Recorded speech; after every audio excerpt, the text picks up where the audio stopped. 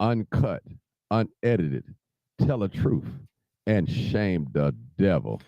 I I love love being being black. black.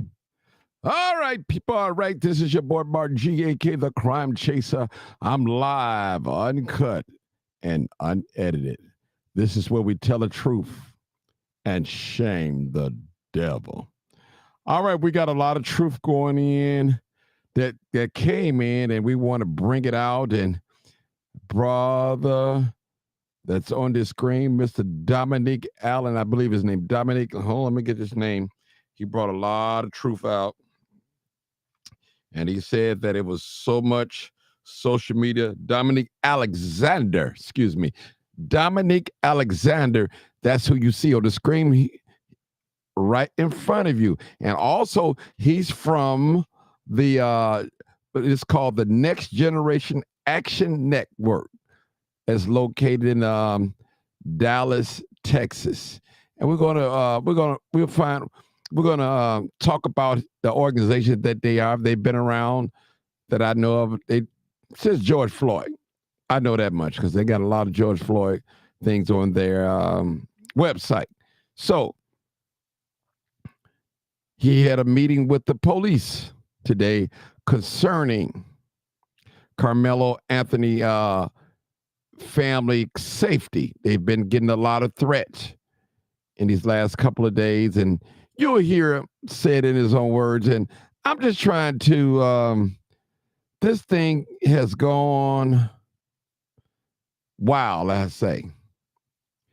And he did bring out some truths. It's a lot of rumors and a lot of YouTubers and a lot of little local media sites that just lying, putting out misinformation. And I know lies sell, and I know people need to eat and they need money. But I'm so glad that this channel, what we do here is, I love being black. We love that too. Tell the truth and shame the That's devil. what we about. We don't want to lie on nobody. We don't want to misrepresent anyone. We want to tell the truth. I want to know that when you come to this site, that you're going to hear some factual information. Now, there are some people that we do have on the panel, and they do speak their opinion. It's just their opinion. But when it comes down to the facts, you can count on this channel right here. You definitely can count on this channel. We're going to tell the truth and shame the devil. And one of the questions that we posed last night, where is the cell phone video? Yes, they have some cell phone video, people. And as I knew it, they had cell phone video. And when the cell phone video come up, it's a lot of lies. It's going to be debunked. A lot of lies. And I've been taught, they said, I think Minister Louis Farrakhan said it. He said, a dressed up lie. No, he said the butt naked truth will undress a dressed up lie. And that's what we plan to do. Some folks will lie for that dollar. They'll sell a soul for $1. They'll sell their mother out for $1. They'll sell their children out for $1. And people, we living in a day and age, but we living in a good time. It's good to be living in the land of the living. It is definitely good to be living in the land of the living. And I thank God that I'm living. I'm not back. I wasn't back in the 50s, and I was born in the 60s, but thank God that I'm living right now in 2025. And that's real talk. Thank God for life. Thank God for new mercies this morning, this afternoon, this evening. New mercies. New mercies. What it is. And we have a problem here in America. No matter if you want to admit it or not, we have a race problem. And a lot of times we avoid conversations, race conversations, because they're too painful and people don't want to live up to the truth, own up to their truth. See, when we have a race conversation, it's some things that we can call on the carpet. But I need you guys to share this video and I'm going to bring you nothing but the truth. I promise you. Bring you some good information.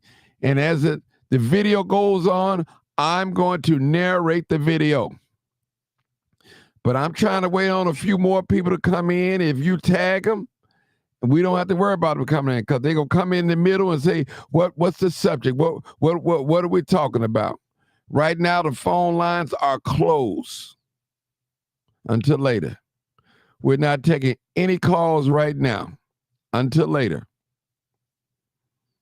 We want to stay focused. We want to stay focused on the subject. And I need new callers today.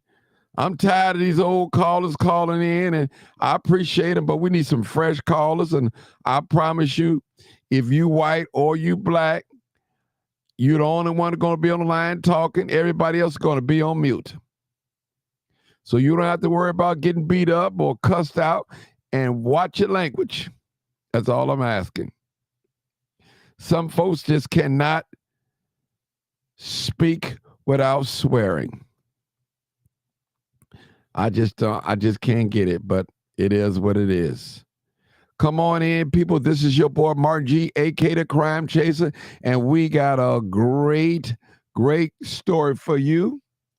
We want to thank Fox 4 for putting this video out today.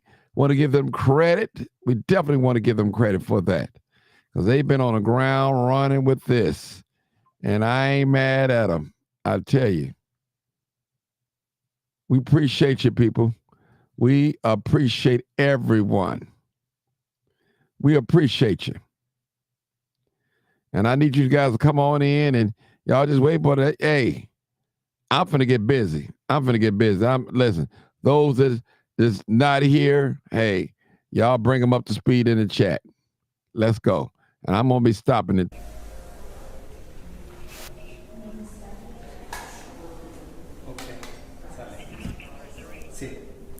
This is Mr. Dominique Alexander.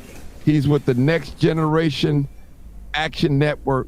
Spoke to the media today afternoon after the meeting with Frisco police. Alrighty, we're good. Alrighty, so real quick, I want to start off by saying real quick that my comments are represented today by the Next Generation Action Network that have been working with the Anthony family from the advocacy standpoint.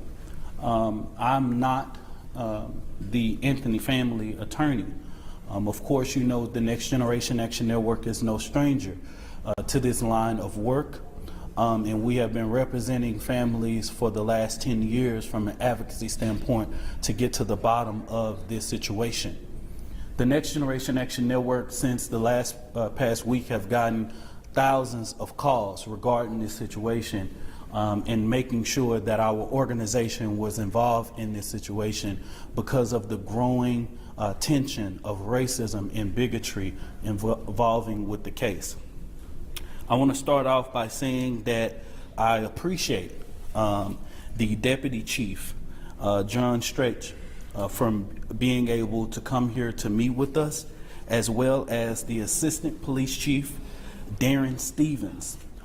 These are two individuals who are currently over the investigation. Okay, now what you're hearing here is, this is Mr. Dominique Alexander. He is from the Next Generation Action Network. I think I'm pronouncing that right. It's the NGAN. And he is representing the family for his civil rights. Now, he's not the lawyer. He's working with the family. So this is an organization.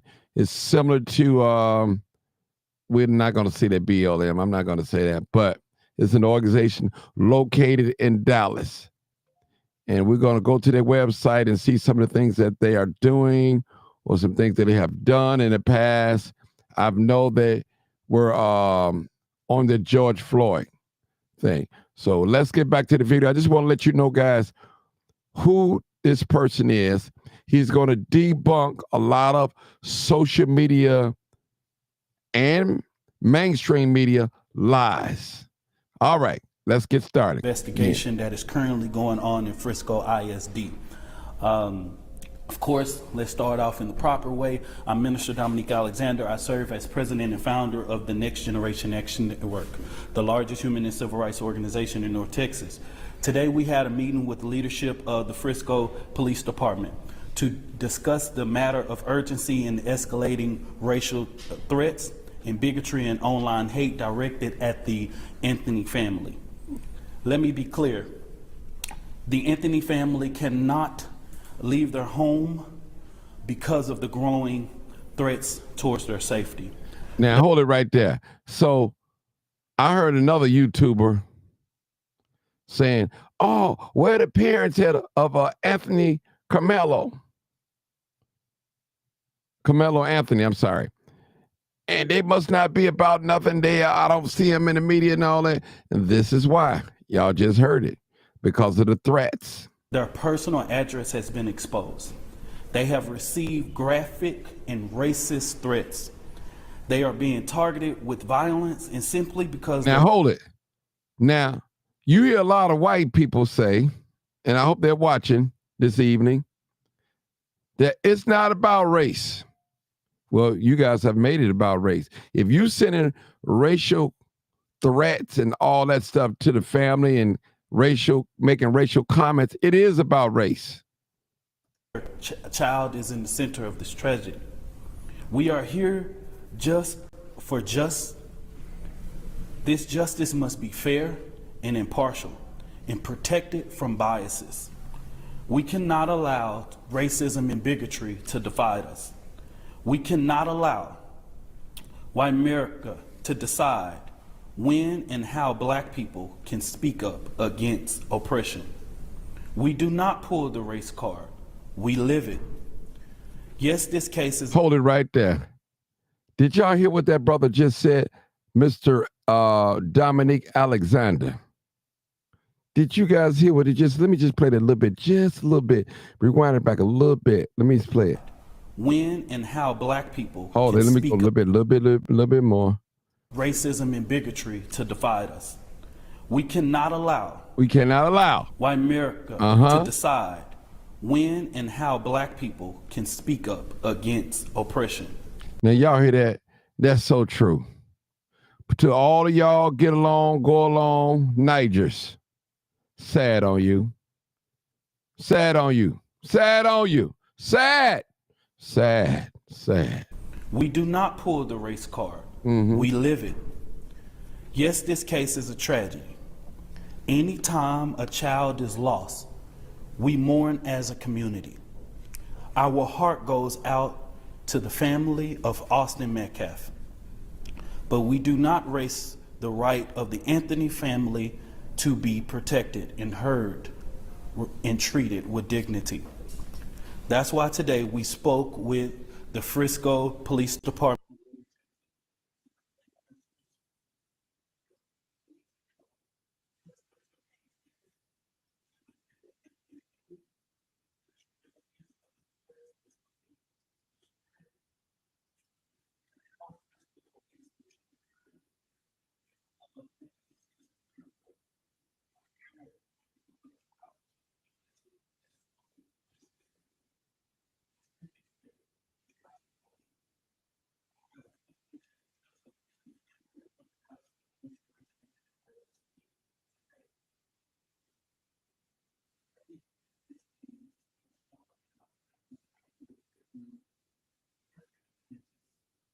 Listen up, people. Listen up.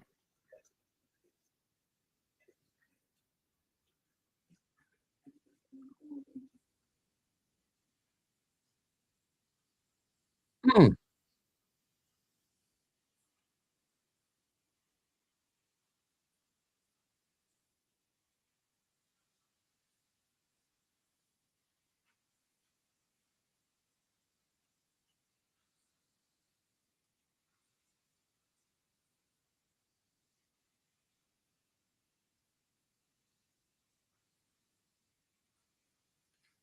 Now y'all hear all this, people.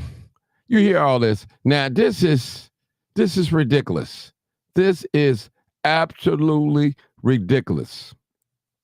Absolutely ridiculous. But you hear them, this ain't about race. Can't tell.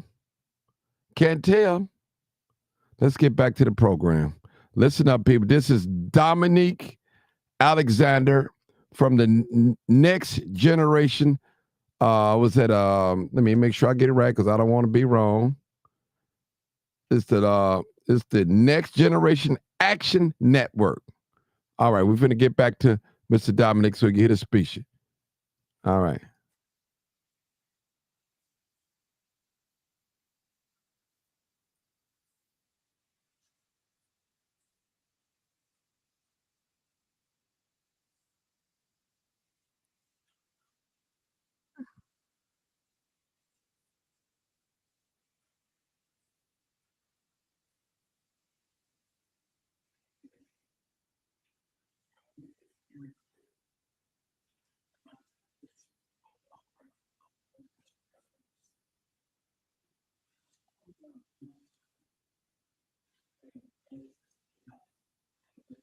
Listen, people.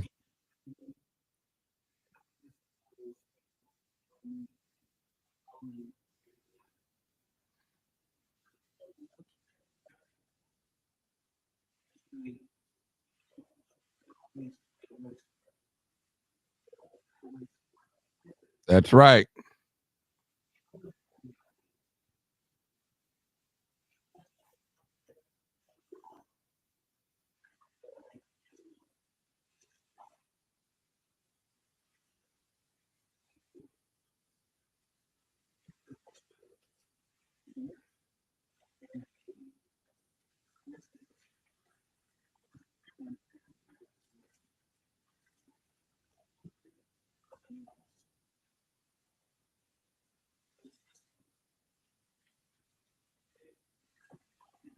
Mm-hmm.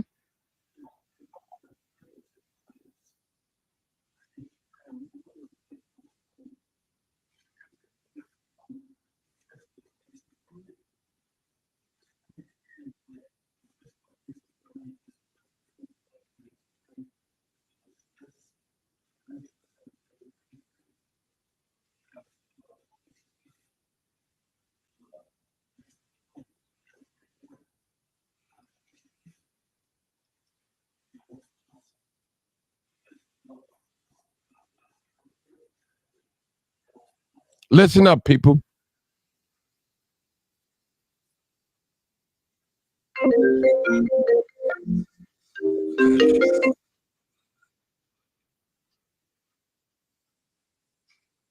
I'm live.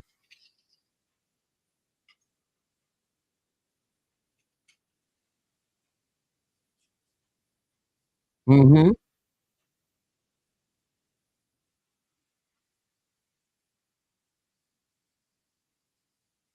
Listen, people. Listen. Listen.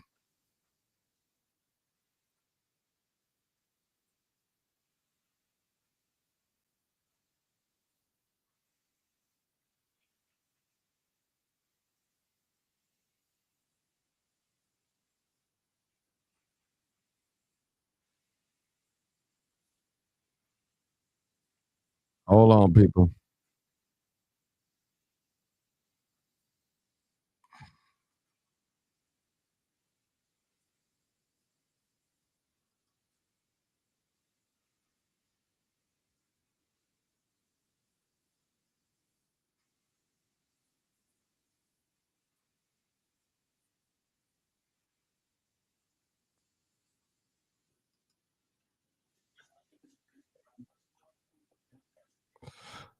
All right, people, we're just going to hold it right there for 1 minute or two. Let me just talk. I hope you guys can hear me because I can't see none of the comments. Remember last night, the audio was messed up. Now the comment section is messed up. I can't see anything. It's just going, it's buffering. So it's strange. We have a see when it comes to race relationship here in America, no one wants to keep it real. They don't want to keep it real. You want to mess with the audio. Now you want to mess with the messengers. I can't see the comments in there, but that's okay, people. We're still here. This is real, people. This is real. And this brother, Dominic Alexander from the, I believe the next Generation Action Network from Dallas, Texas is breaking it down to us. They said no sound. Okay, they said no sound on your live when you play the video. Okay. All right, hold on. Hold on. Let me get this out. Let me do this. It's always something. All right, hold on, people. Okay. I'm sorry, people. I am so sorry. All right, let's see. All right, hold on. Let me get it. Let me get it right now. Let me get it right. It's always something. Let me go back a little bit. Line that we cannot allow racism and bigotry to divide us. We cannot allow white America to decide when and how black people can speak up against oppression. We do not pull the race card. We live it. Yes, this case is a tragedy. Anytime a child is lost, we mourn as a community. Our heart goes out to the family of Austin Metcalf. But we do not erase the right of the Anthony family to be protected and heard and treated with dignity. That's why today we spoke with the Frisco Police Department leadership to demand answers. We need to know what steps are being taken to protect the Anthony family, the strategies of the threats that's being spreaded, and how Frisco Police is ensuring that KAMELO Anthony's Sixth Amendment right, a fair and public trial, is fully respected. Let's make it clear that absolutely we have the full permission and trust of the Anthony family and authorized for the Next Generation Action Network to speak today. Today in this meeting, we talked about and was able to give them graphic images of what this family has had to deal with for the last couple of days. It is sad. These graphic images. Now listen, people, this brother, I hope you guys can hear me. Let me make sure you guys can hear me. Okay. Now, I'm sorry about the sound. Listen, everything is out of whack. Last night, the phone line was acting up. Now today, I can't see no comments. No comments. It's like a buffing. It's like a buff, but that's okay. We're going to push on with it. We're not going to be moved. We should not be moved. Listen, people, you hear white people, even the father of Austin Metcalf said this is not about race, but I can't tell. Listen to this, people. Listen. It's not only display children with knives, black children with knives stuck in their head, the Anthony family's address. We saw when this case first started that people were putting online that when Section 8 was accepted into the Frisco neighborhood, that became the lead of the downfall of Frisco. We have saw so many different hateful images, just hateful things. And the Next Generation Action Network wants to reiterate that KAMELO Anthony has a right to a fair trial, unbiased, and removed of racial hate and bigotry. I want to make it very clear, and I say this from my heart and my own personal reference. Okay. If someone wants to say race is not in this situation and shouldn't be, well, I asked all of those people to. Okay. I don't know what's up with the sound, people. We just let me just hold on 1 minute. Let me just try to get this right. Let me get this right. Hopefully, I can't see the comments, people. I can't see the comments. So this is what I'm gonna do. I'm going to for those of you that got my number, personal number, just text me if you can hear the video. I'm going to put the video. I'm gonna leave the video up here and let it play. If you have my personal number, just text me. Say, hey, yes, Martin, we can hear the video. I'm finna play it again now. Let me know. Go ahead. Join me in calling it out. But don't look at black people and say, don't always play the race card. We don't play the race card, we live it. We live a reality. We also feel that the bond that KAMELO Anthony is on is too high. We do. Because guess what? We've been here when Aaron Dean was arrested. We was here when Amber Geiger was arrested. $200,000. The system,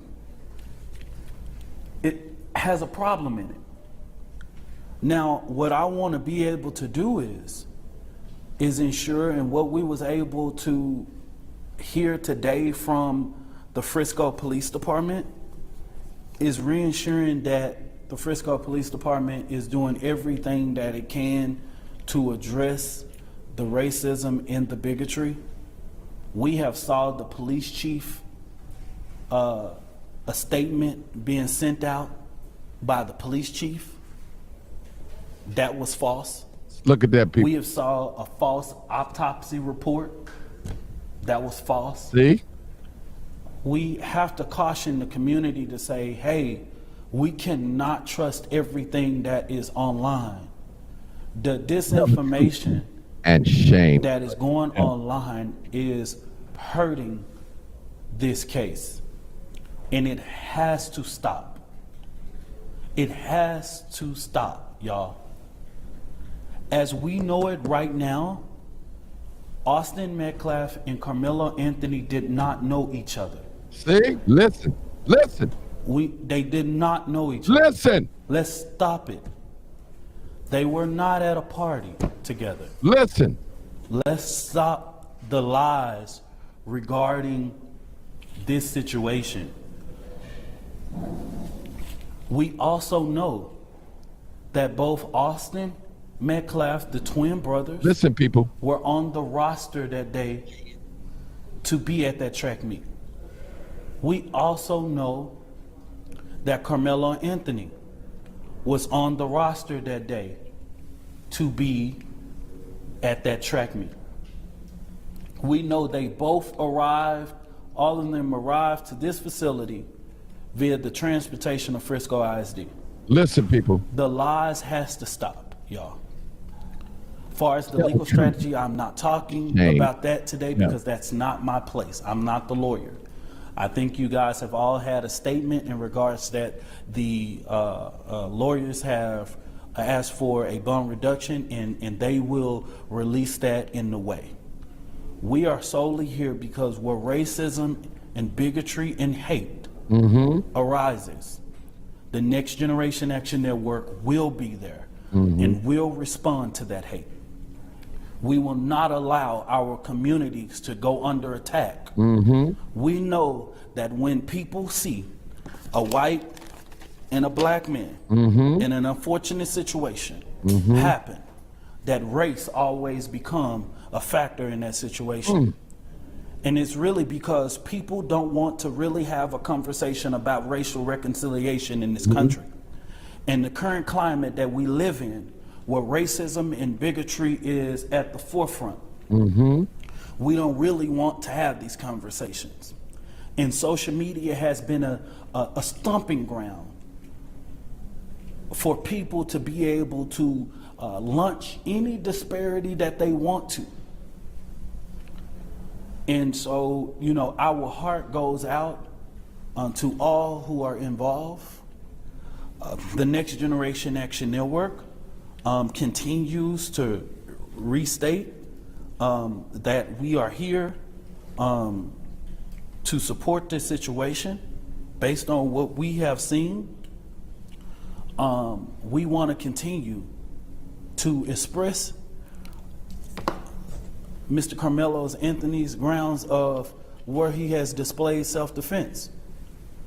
I think that in the next coming days, as you see the things going out in the courtroom, it will be displayed. But today's meeting was solely about the threats that have been going towards their home and ensuring that there is a fair and impartial investigation going on.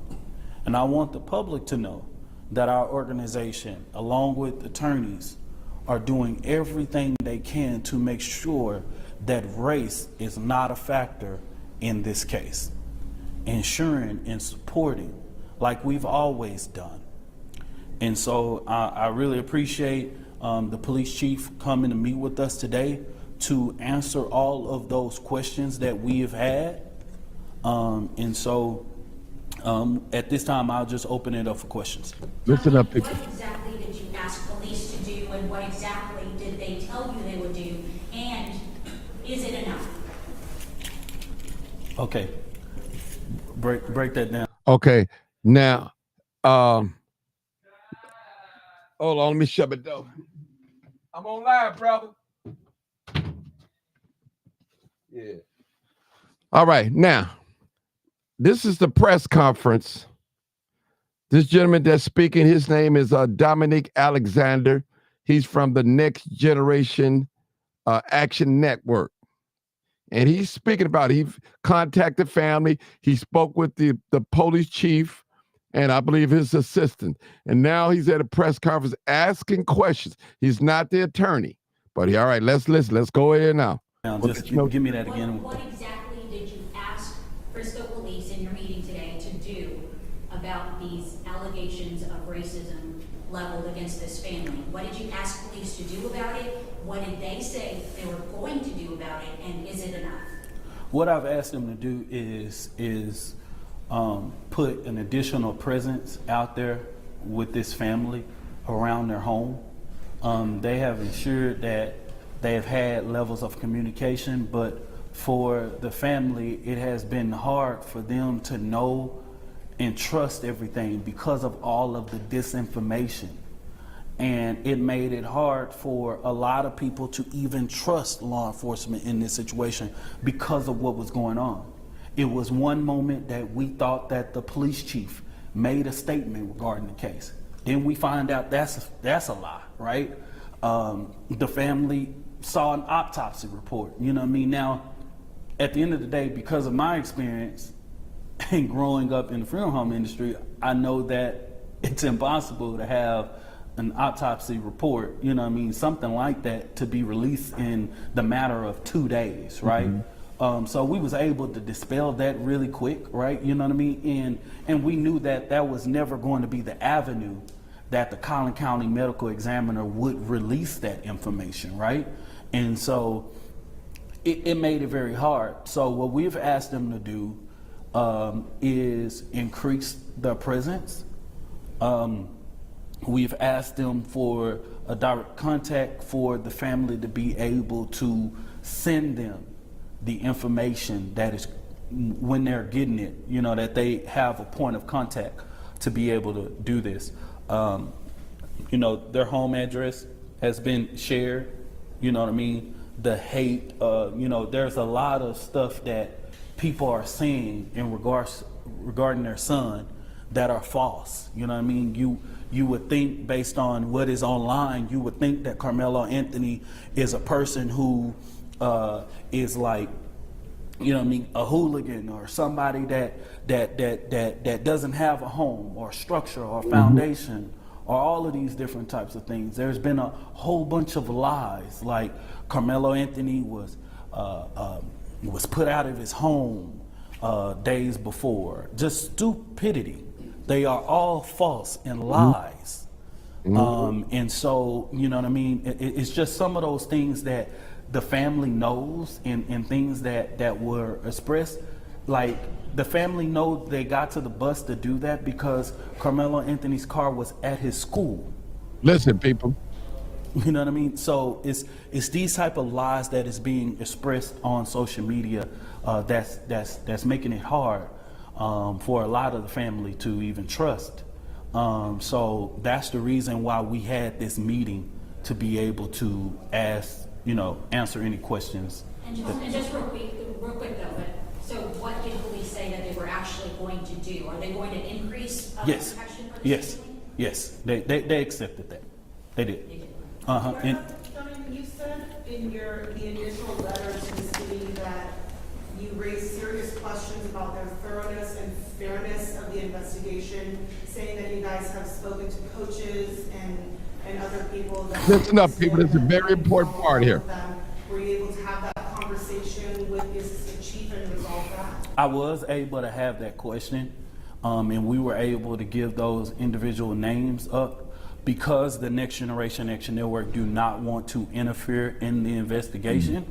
We're not going to release who they are, but we were able to have that conversation today. You know what I mean? That's what prompted them to even be able to come. And also, we not only talked about people who were speaking out like that had information regarding the case, we also reported people in official capacities, like people who are teachers, government officials that have used their own personal social media to placate in the hate and the false narratives that are coming out against Carmelo Anthony.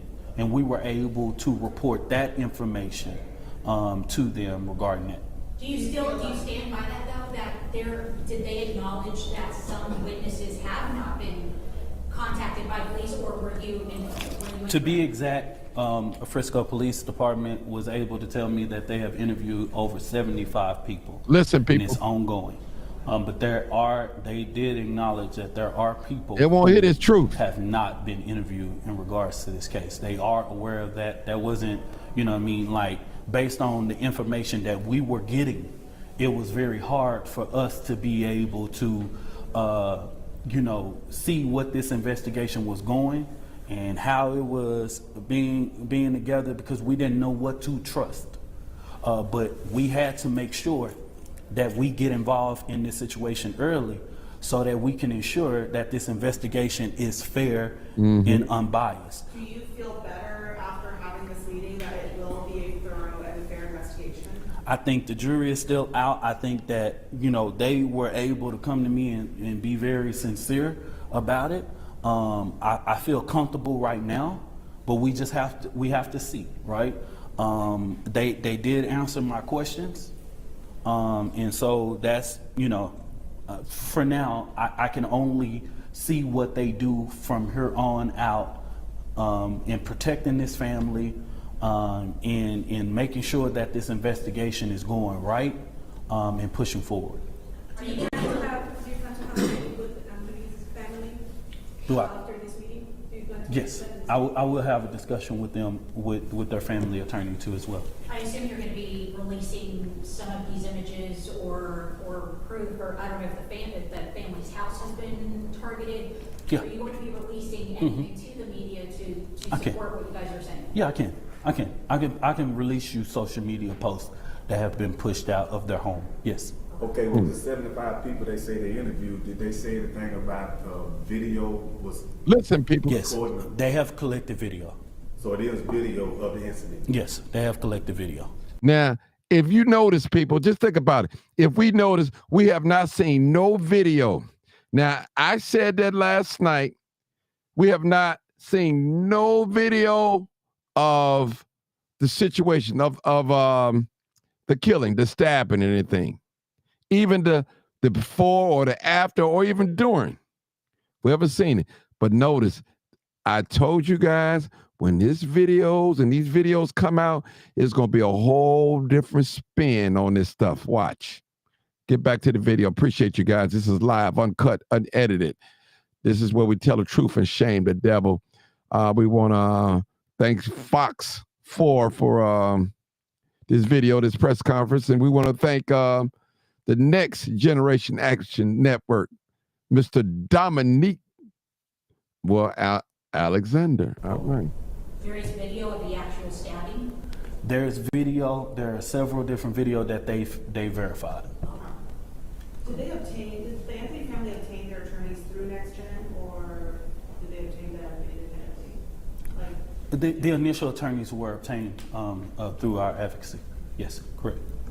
Of course, you know that one of the attorneys, Kim T. Cole, is the general counsel of our organization. And I believe they are adding more people to, when we got the case, it's about ensuring that the families have representation.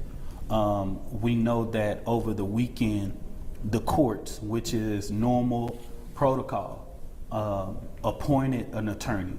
That is done by, I want people to know that's done by the courts. That's not done by the family. The gentleman that, and there's nothing he did wrong, the gentleman that presented himself as the attorney, at that time when he made those statements, he were the attorney of record. Until Monday morning, when the new attorneys was able to notify the courts that they were the attorneys of record hired and retained by Mr. KAMELO Anthony. That's when they go. And I know there was a lot of confusion as to who did the family hire and all those different types of things. And so for now, y'all, that's an ongoing process. So what do we know that has been debunked? As far as like the cell phones getting broke, do we know that? Do we know about? I didn't ask about pretty much cell phone. What I can tell you is on the surface of being debunked is the fact that they did not know each other. There wasn't no, and I want to say this because there is a particular blogger that's getting a lot of views. Listen to this, people. And it's very detrimental, the audience that they're getting, right? And that's the only reason why I justify in saying this on this press conference, because of the type of information that Austin Metcalf and KAMELO Anthony had a fight the day before or a week before, or at this point, there's nobody. And they both were on the roster. There's nothing at this time that support that they knew each other. Okay, you know what I mean? They are both athletes in the same school district. Listen. Of course, they probably know of each other, but they do not know each other, right? And so that's a lie. Like the pictures and I believe there was a picture that went on social media saying that this is Austin Metcalf and KAMELO, and that is a lie. So that's a false narrative. Anything else? What would you say to people that view these social media posts before they hit share or send it to all their friends and such? I ask that people, if you're really trying to help, I ask that y'all continue to support this family. I know that the community has overwhelmingly support this family in the tragedy that has happened in this situation. But I ask that people, when they're sharing information, please verify the source of the information that you are sharing. Because if you're trying to help KAMELO, sharing false narratives is not helping. This situation is too delicate to be spreading false information. There are a lot of different things, people taking screenshots, and it's looking, in the day and age that we have with artificial intelligence, someone can take this sheet of paper and recreate it with our letterhead, with anybody's statement, and put it out. And that's very detrimental. So we've asked continuously, if you are posting something on social media, please verify your statement. I just want to say this, if there's no other questions, is there any other questions? No questions? Yes. Yes. And these are more clarifying questions. You mentioned that the attorneys that have been retained were through the Advocacy organization. Can you talk a little bit more about what your relationship has been thus far with the Anthony family? And then the second question, can you speak to kind of your stance on the investigation at this point? I think the letter that was initially sent suggested that the investigation, as you saw it, was insufficient. I'm wondering if you still maintain that. You talked a little bit about that earlier, but just want to make sure I understand what the stance is.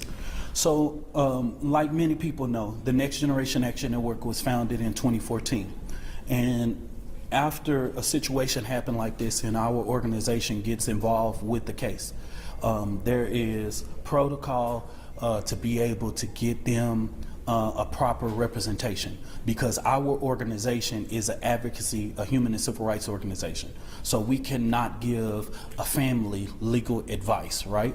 So there are appropriate protocols and people who are brought in to be able to do that. And of course, that's the family's decision to, Listen, people. you know, go with that or whatever. And we just give them the options that they need to be able to make sure that their rights are protected, right?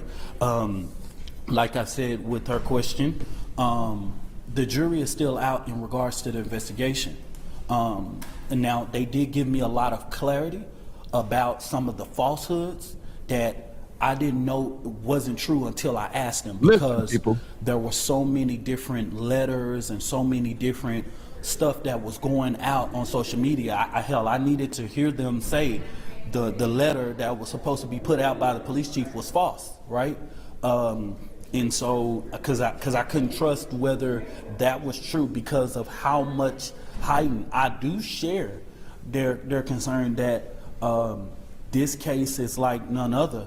I just feel like we're at that beacon of where we are in social media and artificial intelligence, where people can just do anything and just run rapid.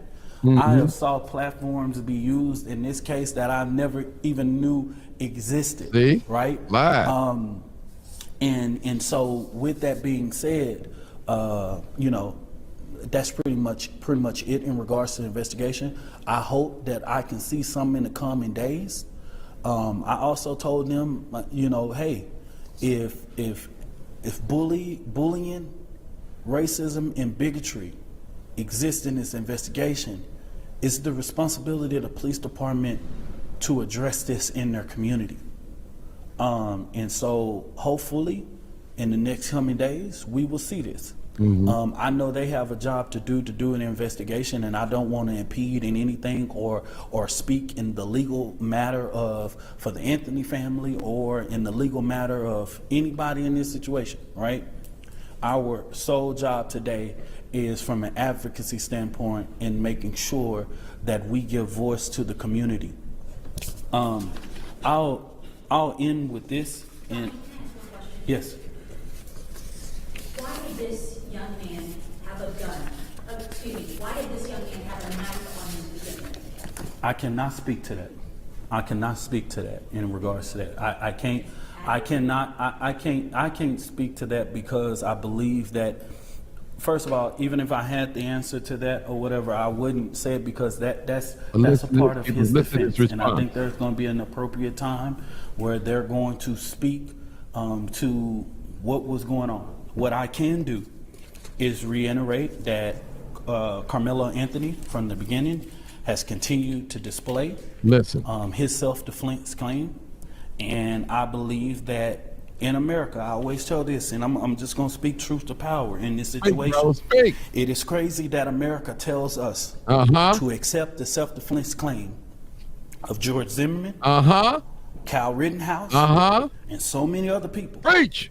But when the shoe is on the other foot, ain't no fun when the rabbit. That claim is absurd. And I just gotta call a spade a spade. No matter what my personal views of a case may be, it is quite contradicting for America to come back and say, "Oh, Kyle Rittenhouse can have it.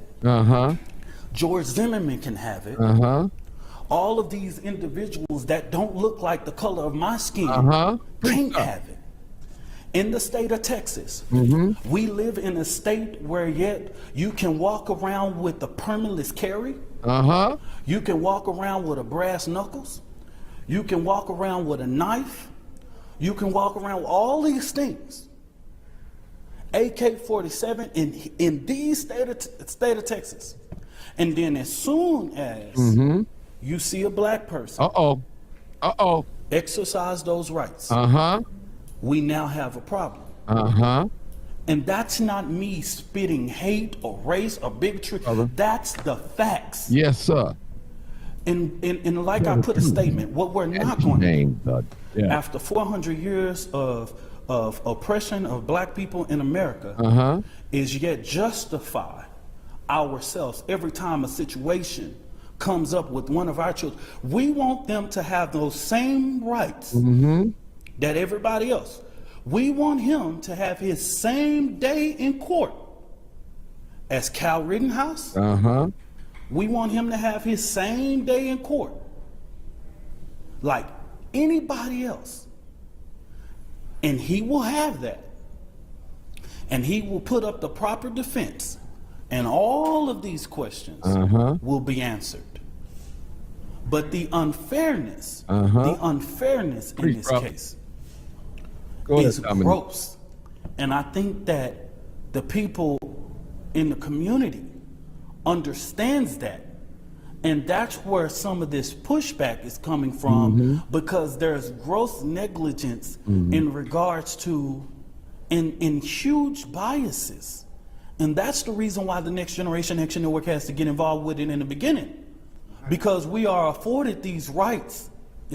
How do you feel like the way the media portrayed at the very beginning when this first came out?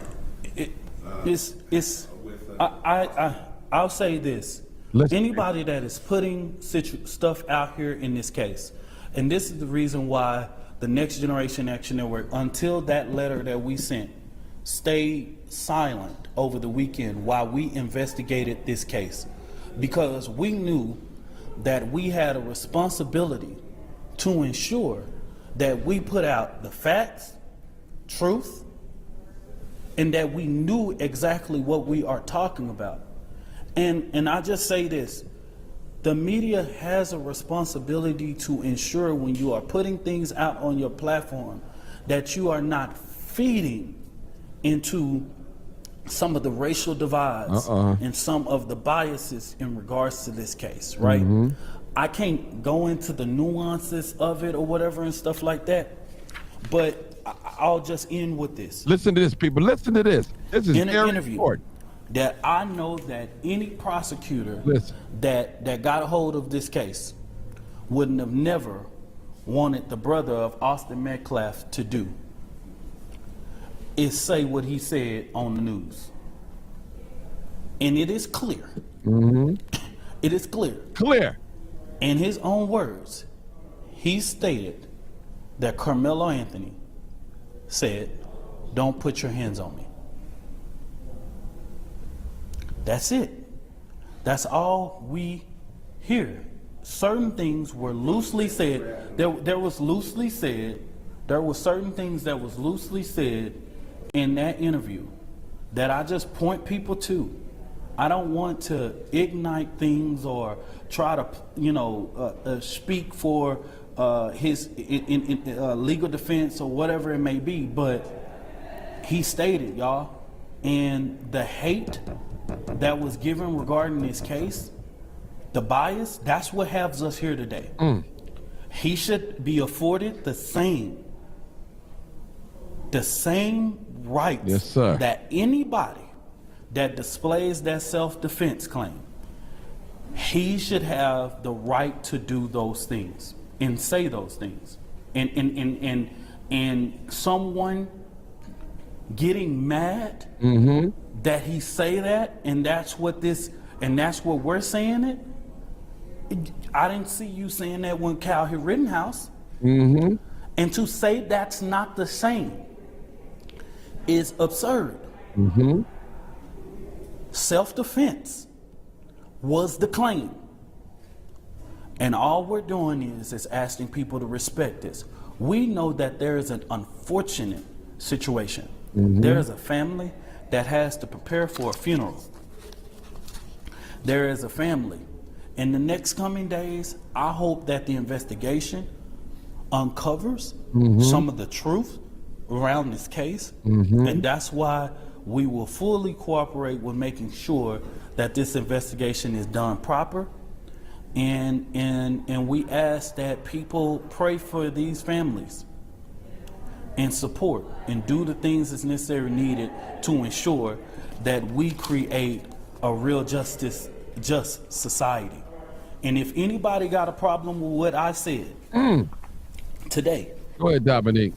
If anybody who continues to say that race is not a factor, if anybody who continues to say all of these insinuating things that I saw on social media, then you might look at yourself in the mirror and say, you're the problem. You're the reason why we cannot get anywhere when it comes to race. And when we saw this case come out, there were so much rush to judgment and so many things that had to be corrected that we end up finding wasn't true. It was a huge tagline that was said that Austin Metcalf died in the hands of his brother. And it was false. And we have to be very careful when we report things. Tell the truth, We have to be careful when we report things and put things out, because we live in a day and age where social media runs rapid. And so the next step for the Next Generation Action Network is that we will continue to work with this family to ensure that their rights are protected. We will continue to work with their attorneys to support this self-defense claim. And my thing is this: our decision to stand in solidarity with the Anthony family, if you don't like it, then God bless you. But if we call ourselves a human and civil rights organization, we believe wholeheartedly that KAMELO Anthony reserves the right to be able to be afforded the same treatment that any of his white counterparts are given in America. And if this is not the America that can afford him those same rights, then I believe that what black people in America have been saying for over 400 years is correct. Thank you. All right, people. Whew. That was deep. Man. I know a lot of you guys came in on the tail end, but this video debunked a lot of this stereotype, this bias, this racial hatred out here. This brother Dominique Alexander, appreciate you, man. Appreciate you. He is from the Next Generation Action Network. So appreciate him bringing that truth out. Their organization is working with the family. They spoke with the police chief to make sure that the family of KAMELO Anthony feels safe and they need the proper protection. He said in his message, if you go back, rewind, that they've been getting pictures with a knife stuck inside of a baby child's head, and all these are threats. And you hear some of these Caucasian people say it's not about race. Even Austin father said it's not about race, but all these racial slurs and saying things about when Frisco allowed Section 8 to come in. And anybody know that Section 8 is more white people on Section 8 than it is black. It's not just no black thing. So we listen, people, we're going to open up the phone lines. Again, I cannot read the comments. I'm going on my phone and read the comments. And we're going to open up the phone lines if you want to talk. I don't mind talking. You're welcome to come on. If you're white, black, Hispanic, speak your piece. But base it on facts, people. Now, if you just got an opinion, say, hey, Martin, this is my opinion. And we will respect your opinion because everybody has an opinion. So I cannot read none of the comments. I'm sorry. It just is. I don't know. It's like that. I'm sorry. But you're more than welcome to call in. Call in. So we got the phone lines are open. Let me put let me say it. I'm going to say it real slow. 872-299-0808. Again, 872-299-0808. I'm going to go on my phone and tag it on the phone on the live. Because it's real, people. You're welcome to call in. 872-299-0808. You're welcome to call and put it in the comments on my phone because I cannot see some of you guys' comments. This is real. All right. I'm on live now. You can call back 872-299-0808. Call in number. Call in. I'm putting it in right now. Call in number. All right. All right. Now. All right. So it's up there, people. I hold on. Let me make sure I got. All right. Okay. There we go. All right. Y'all call on in now. I'm sorry. Call on in. The line is open 872-299-0808. Be welcome to call in. Open. This is an open platform. This is not just for black people only. There's a white young teenager that was killed. All right. So I'm opening this platform on for white people. You're welcome to call in. So we got like 3 or 4 callers, and we're going to talk about this. We're going to talk about it. All right. All right. Let's come on in. 469. Put everybody on mute. 469. 469. Everybody on mute until 469. Come on, caller. What's your comment? My name is Whitney, and I am from the Frisco area. Okay. Has joined. Come on, talk. Let's hear. And, you know, when I moved out here, I had the only 2 black daughters in the school district. I'm not from Frisco, but I'm from a town outside of Frisco.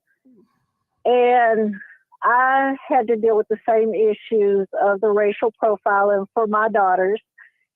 And it was the same nonsense, always racial profiling. My kids went to track. They were always best in sports and everything like that. And the white kids would pick on them and say, oh, your mama's white. You don't belong here. You belong in the ghetto. You must be poor. You must be adopted and stuff like that. And it's nonstop. And we moved out here in 2001. It's just nonstop. It's never going to change. It's Collin County, and it's one thing after another. Dominique Alexander is the one person that I would want to be on my side if anyone ever was going to be on my side. I have marched with him through multiple marches in downtown Dallas and in Collin County, and he is the best. So that's all I wanted to say. I want to say real quick, I just ran into, I don't know anything about Mr. Dominique Alexander, but I like his character. He spoke the truth, and that what drew me to him because I was on YouTube and I was looking, and also I went to his website. So to the website of the Next Generation Network. I'm probably saying it wrong. I'm always getting it wrong, but listen, I back that. I'm gonna put up his website. So thank you. So if you know him personally, tell him he's welcome to come on my show anytime. If you get a chance to contact. Yes. Anytime. He is wonderful. He is like the best of the best.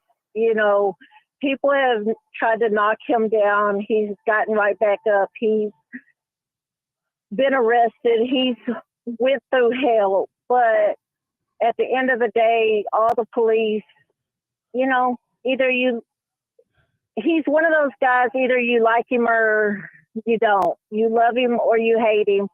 And some of the police respect him, some of the police don't respect him.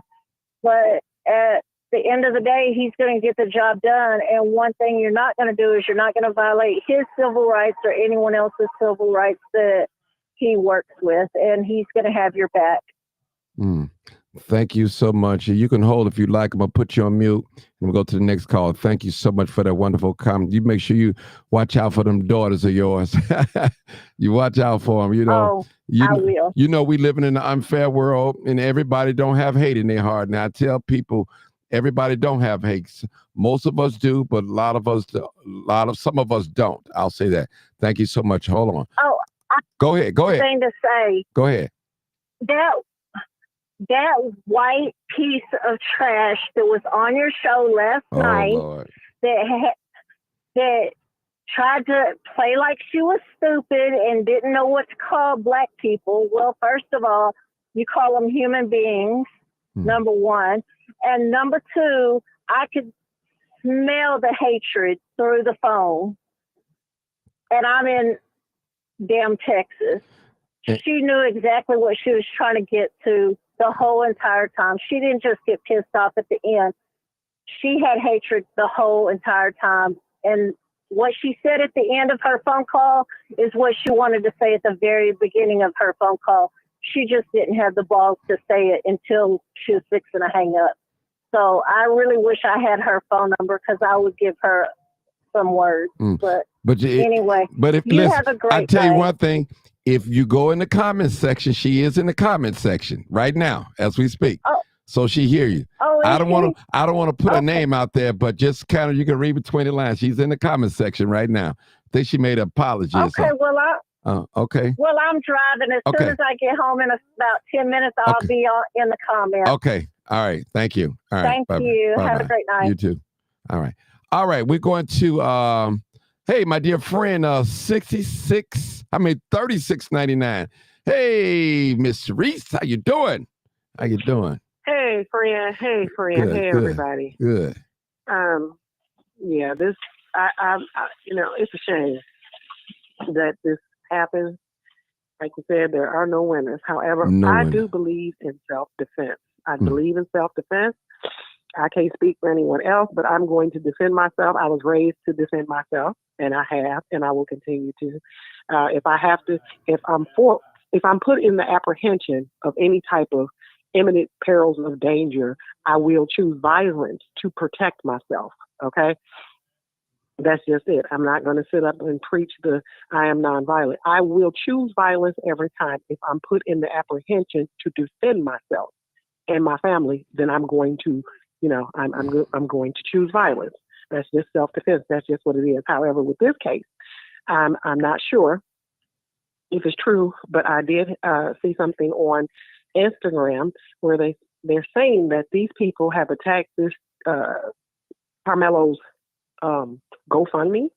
Has anyone heard about that? Well, actually, let's be honest with you. It's not a GoFundMe. It's called it's a Give, Send, and Go. Yeah, it's called Give, Send, and Go. And they probably have, but it's still up. It's still up. They're at $244,000. They're trying to raise. The goal is 300-some thousand. So Okay, well, that's good to know. That's good to know. Like I said, it's unfortunate. I'm sorry that this happened. It didn't have to happen. I feel and believe that both children were let down by faculty. I really do believe if Austin would not have and accosted KAMELO, then this wouldn't have never happened. This isn't about whose tent or anything else. It doesn't matter where you are. You do not have the right to accost people and put them in the apprehension of your assault and battery. That's not the way it works. It's already a crime when you put someone in the apprehension. I don't care what state you're in. Okay? You don't get to do it. It is a crime to make anyone believe that they are in danger because of your erratic behavior. You don't get to go around and ask people, who are you? You don't get to do that. You don't get to touch people's personal possessions and physically remove them from anywhere. If that was the case, when an establishment wants someone to leave, they could just throw them out. But that's not the way it works. You have to call law enforcement, and then you've been asked to leave, and if you don't leave, now you're trespassing. So it's a lot going on here. We can dance around it, but like the young man said in the video that you just played, he said that the twin brother said that he heard his brother say, he heard KAMELO say, "Don't put your hands on me." So right there, once somebody says, "Don't put your hands on me," that's giving you a chance to retreat. Because it's like, if you do, then I'm going to do this. Now, I don't know about Texas, but I know in the state of Illinois, if you put somebody in the apprehension and they tell you, if you put your hands on me, I'm going to strike you. See, it's all about lingo, the wording. And, that's legal. That's not a threat. That's me telling you, if you do this, I'm going to do this. And if I follow up with what I said, that's on you. It's a mutual combat thing. You entered into it because I gave you a chance to retreat, and you still follow through with the assault. So now the battery, whatever you want to call it, it is what it is. I'm sorry. We need to teach our children that they need to keep their hands to themselves. I don't care who you are. Teach your children that they can't police people and take it upon themselves to, get physical and get active. For every action, there's a reaction. We cannot go around putting our hands on people and physically assaulting people and removing them. That's just not the way it works. We can't do it. We have to teach our children that there are consequences for laying hands on others. Mm-hmm. That's the first thing we learn in Head Start, in kindergarten and first grade is don't bite your friends. Don't budge in line. Don't push people. Don't shove. These are things that they teach us early on for a reason. You don't get to walk around and police people. You're not law enforcement. You're not faculty, and you are not security. So who were you bossing and bullying around? That's the thing. It is what it is. I can't walk around and ask somebody, who are you? You don't belong here. Get out. And then when they don't, I'm going to physically grab their possessions and put hands on them too. You're gambling. You poke the bull, you get the horn. And I'm just going to say what it is. You cannot. I don't care how old you are. We're not going to play around with this. It is what it is. That's why it's called mutual combat. Once you enter into a physical altercation with someone, you don't get to put your hands on people and then get to decide how they handle you. We can sit up and go back and forth all day long about what's right and what's wrong. But at that very moment, once you put your hands on somebody, it is what it is. You cannot beat people around and push people around and then tell them how they get to handle you. That's just not the way it works, you guys. It's just not. That's all I want to say. Okay, thank you so much. I'm sorry. Okay, no problem. Thank you for your comments. All right. We have Sergeant now. Sarge, what's up, Sarge? Hey, what's going on? Okay. Yeah, this short time period, I said that the George Zimmerman thing, I said it was the same thing last night. I said it. Then it's not the same because now you got this activist that said it. Now it's right. Right is right. And I know what I'm talking about when I don't just pull stuff out my hind parts and say it to try to get under people's skin. He didn't. Whatever. Hold on. Hold it. Mr. Dominic said that he wants him to have the same rights. We talk about this young man as George Zimmerman. Exactly. He wanted him to have that, but it's not the same, though. We know it's not the same, because Rosa reversed. Yeah. But we just, far as the law, far as the legal part of it, you can't say that George Zimmerman was defending himself. Then you turn around and say this black guy wasn't defending himself. No, I ain't saying you saying that, but that's how he broke it down. Go ahead. I know that's how he broke it down, but the way I was breaking it down was like this. Okay. Zimmerman, he went overboard with it, right? Mm-hmm. What happened never should have happened. The police actually told him to not follow Trayvon Martin. He was given a direct order from law enforcement to not follow him. There is no way that man should have not been convicted of malice murder on Trayvon Martin. That's what I was trying to say. But the civil rights word got thrown into it. I said, it ain't got nothing to do with the civil rights thing. Okay, take the race portion out of it and break it down to the actual law. Zimmerman was wrong in every step that he took. And that boy in Texas that started with the black kid, KAMELO, he was wrong in every step of the way, just like Zimmerman. And the boy that was in Texas that's in jail, he needs to be afforded the same as somebody brought up Kyle Rittenhouse. And I'm like, why is Kyle Rittenhouse being brought up? Because he didn't doggone do anything to anybody black. But I understand from the legal aspect, he should be afforded the same as Kyle Rittenhouse. Okay? Self-defense. He didn't just walk up into the tent and whip out a knife and go Michael Myers from Halloween. No. One thing caused another one. See? And I can appreciate the guy from the Texas Action Network, whatever it is, for just spelling all of the rheumatic stuff that's online, because everybody, if they got a doggone Instagram page, they turn it to Inch High Private Eye, and they know everything, and they wasn't even there, or they don't even live in the same state or city. But, well, you know how white folks are. Oh my goodness! Now there we go with that. Throw the race issue in there right quick. That don't make anybody right. You know. Now, is there a past history? Yes. And even to the woman that called in yesterday that they riding right now.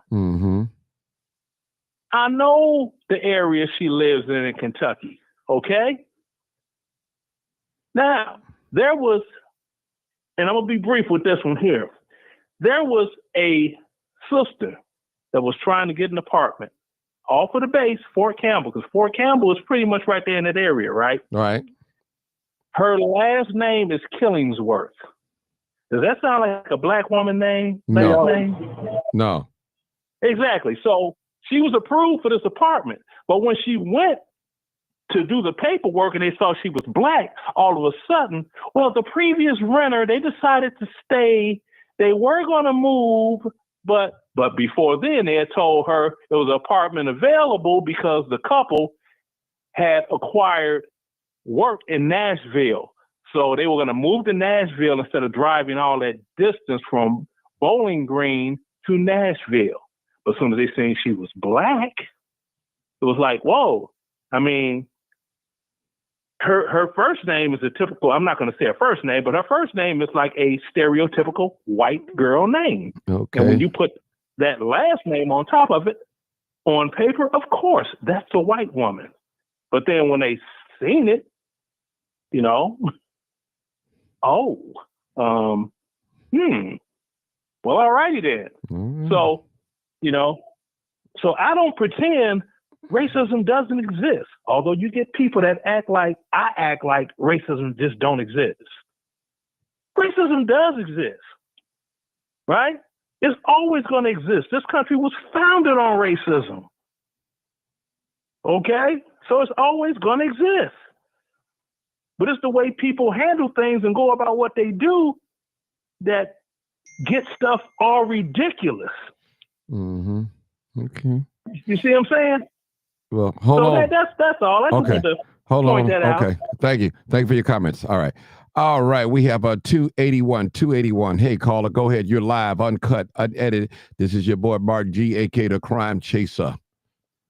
All right.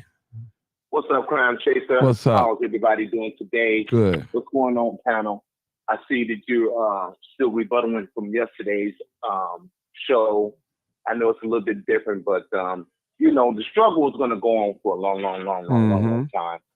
The only person I feel in this world right now who can dent racism to just a bare minimum, not completely gone, but bring awareness to make people kind of be aware about the things that they're doing. And that's Donald Trump. Donald Trump is the most powerful white man in the world. And next to Elon got a little money. I guess that makes him powerful as well. But I'm saying this to say this here. A lot of people listen to Donald Trump. A lot of people follow him. Somebody that don't look like us have to stand up with a lot of power. They got to have a lot of power. And people that can control in the army that they run. And the only person I can think of is Donald Trump. He has to stand before the people and say, what we're doing to people of color is wrong. That'll never, ever, ever, ever, ever, ever, ever, ever happen. Because, you know, in the minds of people, they think that what they're doing is right. I had a neighbor say something to me one day that was kind of kind of pushed me the wrong way. But I understand he was just trying to be funny. But at the end of the day, the humor is not funny. The humor is actually insulting. Well, I'm going to go on, and regardless if he's listening or not, at this point it don't matter because he said. But it was a helicopter circling in the community, and it had been circling because they were looking for somebody. And normally we don't get stuff that happens around here. And anyway, he called me and said, hey, there's a helicopter circling in the neighborhood. You think they're looking for you? And I said, no, they're not looking for me, bro. And I hung up. Well, he calls back and says, hey, man, I didn't mean anything about it. I was just having fun. I said that there's many ways that you can have fun, but not at my expense. You don't need to have fun at my expense because, you want to joke with me. I mean, I can say 100 things that's funny to me about white folks or whatever particular that I think is funny. But at the end of the day, when they think they're saying something to be humorous or to give you a compliment, it's really insulting. And I don't really think they understand how to be nice without being insulting because they've been such jerks and for this long. Yeah, y'all are jerks. And you can be huge jerks knowing that you're a jerk. And you don't have to be a jerk because at the end of the day, if I got money and I stand with you, ain't nothing you can do to me because I got money just like you. In fact, I probably got more than you. So you can't really hurt me because at the end of the day, you may hate me, but my money is welcome. Thank you. Thank you. All right, put your money. All right, we go to the next caller. Hey, caller, we have a new caller, people. I think they're still calling in. I think they're still coming in. They listen to the prompt, so I don't think it came up. It was an interesting conversation he put out there. Comment, I would say. All right, people, we live uncut. I appreciate you. All right, the caller's here. Okay. I think he said DC or TC 6905. Hey, caller, you're live, uncut, unedited with your boy Martin G. Johnson, a.k.a. the Crime Chaser. What's your comments or thoughts? How you doing, sir? Good. It's been a while since I've been on your platform. Mm-hmm. Glad you're still going. I just had to tap into this situation, man. I'm just I don't know. When are we gonna get tired? This is they just playing games with us. Just like the brother just got off the line, said that his neighbor heard a helicopter and said, "Is they coming for you?" That was a microaggression. This is how they play games with us, and they gonna keep on playing games with us like this. It's that brother defended himself against two aggressors, and automatically he's guilty. We know what it is. I don't know why we keep debating this stuff, why we keep going back and forth saying it ain't about race and all this blah, blah, blah. It is what it is. It's black and white. It's been, like that brother said, this country was built off that. When they came up with that word white man back in what was it, 1620, something like that, when they developed that word and they opted out, they said, hey, if you stay away from these Negroes and don't marry them no more and don't deal with them, you can enjoy these pleasures too. That's what the elite did. And they opted out for that. And they keep doing it over and over and over every chance they get. The most recent is with the election. They keep proving to us that we're not going to get that black woman in there, no matter what. We'll let this place burn before we let that happen again. If they had Obama, that's it. That's enough. They keep showing us. It's like don't nothing happen until we make something shake. And then they wonder why we seem so angry. We as a people got to stop playing on that side of the ball, man. We don't play, we constantly playing defense. You know what I mean? Mm-hmm. I ain't gonna hold you line too long. No, but go ahead. You good? Go ahead. It really annoys me when I see especially black people acting like they don't know what's going on. Oh, we shouldn't be like this. Oh, we shouldn't be like that. Understand everything. I mean, every single thing that happens, that goes on with black people right now is a direct result on how they introduced this country when they came over here and settled. All this violence and everything, it was taught. It wasn't natural, it was taught. We learned how to do all this from them. You know? Don't let them, like, it's just frustrating because, they don't care. Get that in your head. The game is this. It's either you or me. And in their eyes, it's always going to be us. Plain and simple. There is no in between with this at all. I hate to sound barbaric or anything like that, but when they told me about Nat Turner when I was a kid, he was looked upon as, this crazy Negro that had a real radical idea in his head. And then when you, as a grown man and going through life experiences, and you see things that's still happening right now today, you kind of get it. They understand it, but we don't. It's simple as this, man. You be out there on the streets, you know how the street game goes. When you got somebody in your block, they making more money than you. A lot of cats, they got dead away because of that. That's how America looks at us. Just give them a little bit enough to appease them. We don't look at it like that. We too busy trying to be peaceful. And I'm not saying just, man, I don't know what, listen. They got us in a box and all that peacetime shit. I'm sorry for the language. It's not worth it. It's like, man, bro, these people keep showing us over and over and over again. And they thrive off of that. These elites got that game so sold up, it's crazy. This racism is it's a distraction to keep us from seeing them screwing over us at every turn. Okay. And these white people, they go with that, they the weak link in the chain. Because they the ones, as long as they keep going with that, these people gonna keep on screwing us over. These rich people gonna keep on getting rich, and the poor people gonna keep on being poor. Because we too busy focused on what's happening right now with this little brother, this little incident that happened. This common sense, what it was. They fucked with him. He got rid of him. That's what it was.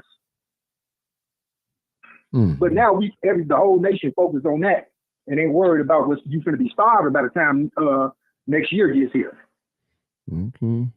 A lot of people gonna be running around with a sad face. Okay. So I just want us to get it together, man, and open our eyes and see what it is, man. This is all out war, period. Okay. All right. All right, caller. Thank you for your comments. You can hold on if you like and put you on mute. All right. Hold on. Put you on mute. Let me put a little bit of this video. The lead of the downfall of Frisco. We have saw so many different hateful images, just hateful things. Listen, people. And the Next Generation Action Network wants to reiterate that Carmelo Anthony has a right to a fair trial, unbiased, and removed of racial hate and bigotry. I want to make it very clear, and I say this from my heart and my own personal reference. If someone wants to say race is not in this situation and shouldn't be, well, I asked all of those people to join me in calling it out. But don't look at black people and say, don't always play the race card. We don't play the race card, we live it. We live a reality.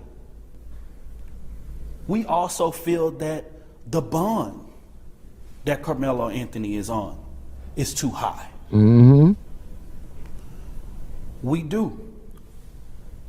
Because guess what? We've been here when Aaron Dean was arrested. We was here when Amber Geiger was arrested. $200,000. The system, it has a problem in it. Now, what I want to be able to do is ensure, and what we was able to hear today from the Frisco Police Department is reinsuring that the Frisco Police Department is doing everything that it can to address the racism and the bigotry.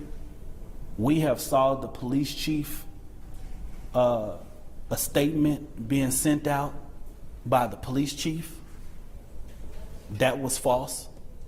We have saw a false autopsy report that was false. We have to caution the community to say, hey, we cannot trust everything that is online. The disinformation that is going online is hurting this case, and it has to stop. It has to stop, y'all. As we know it right now, Austin Metcalf and Carmelo Anthony did not know each other. They did not know each other. Let's stop it. They were not at a party together. Let's stop the lies regarding this situation. We also know that both Austin Metcalf, the twin brothers, were on the roster that day to be at that track meet. We also know that Carmelo Anthony was on the roster that day to be at that track meet. So let me just say this, people. I've read a lot of comments, not just on this feed, a lot of comments. And people say, well, why would he bring a knife on school property? And that's a good question. That's a legitimate question. But some people made it seem like he came there looking for trouble. Now, he just debunked what was just said. All them that got into it, the two twins and Mr. Carmelo Anthony, was on roll to be there, on call to be there. Their name was on the list to be there. And he already said, those of us that watched this earlier, that they did not know each other. They was not at a party the day before this happening. So it's so much stuff that's going on social media, and I know they do it for clickbaits and likes and all that, but I always tell people, you can lie on a person and you can go back and apologize to them, but the damage is already done. You have to be careful the information, especially as a host, as a content creator, putting out there on somebody. Now, don't get me wrong, we all can make mistakes, and when you, in a case like this, more stuff is going to come out. More truths. Now, what's so strange about this case is just my opinion. I have not seen no cell phone video. And we know teenagers, even us grown-ups, papas, we love to have our cell phones, and some of us will put our cell phones out and pull them out and just video. Now, according to Dominic Alexander, he spoke with law enforcement, he met with them today, and they assured him that they had some cell phone audio videos, and they're looking at it. I believe he said that they interviewed at least 75 people or something like that, and still got more to do. So it's so much going on. And I understand a lot of these YouTubers, they are, I call them investigators, but they got to make it a little spicy in their content.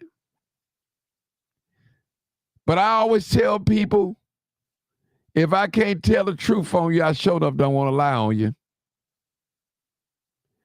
When I'm out in the street, in the public, I want to be able to hold my head up high, knowing that I told the truth.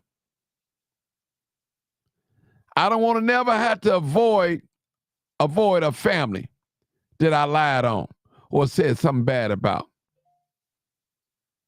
Period. That's a dangerous thing to do, people.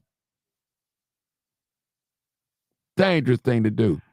We're looking for some new callers, 872-299-0808 or 872-297-6389. Again, 872-297-6389. Or you can call other number, 872-299-0808. Again, 872-299-0808. 008, I'm sorry. Now, for some strange reason, I cannot see the comments. I had to pull out my cell phone and go to the page. But you know I'm on Twitter X and 2 Facebook pages, and it's a lot of comments that I would love to put up on the screen, but I can't put them up because I can't see them, people. So I don't know what to tell you. Last night we had audio problems. Now tonight, this evening, we have problems putting things up on the screen. So this thing is real, people. So anybody is welcome. If you're white, if you're black, if you're Hispanic, or whatever ethnicity or nationality or race you call yourself, you're more than welcome to come on here and call.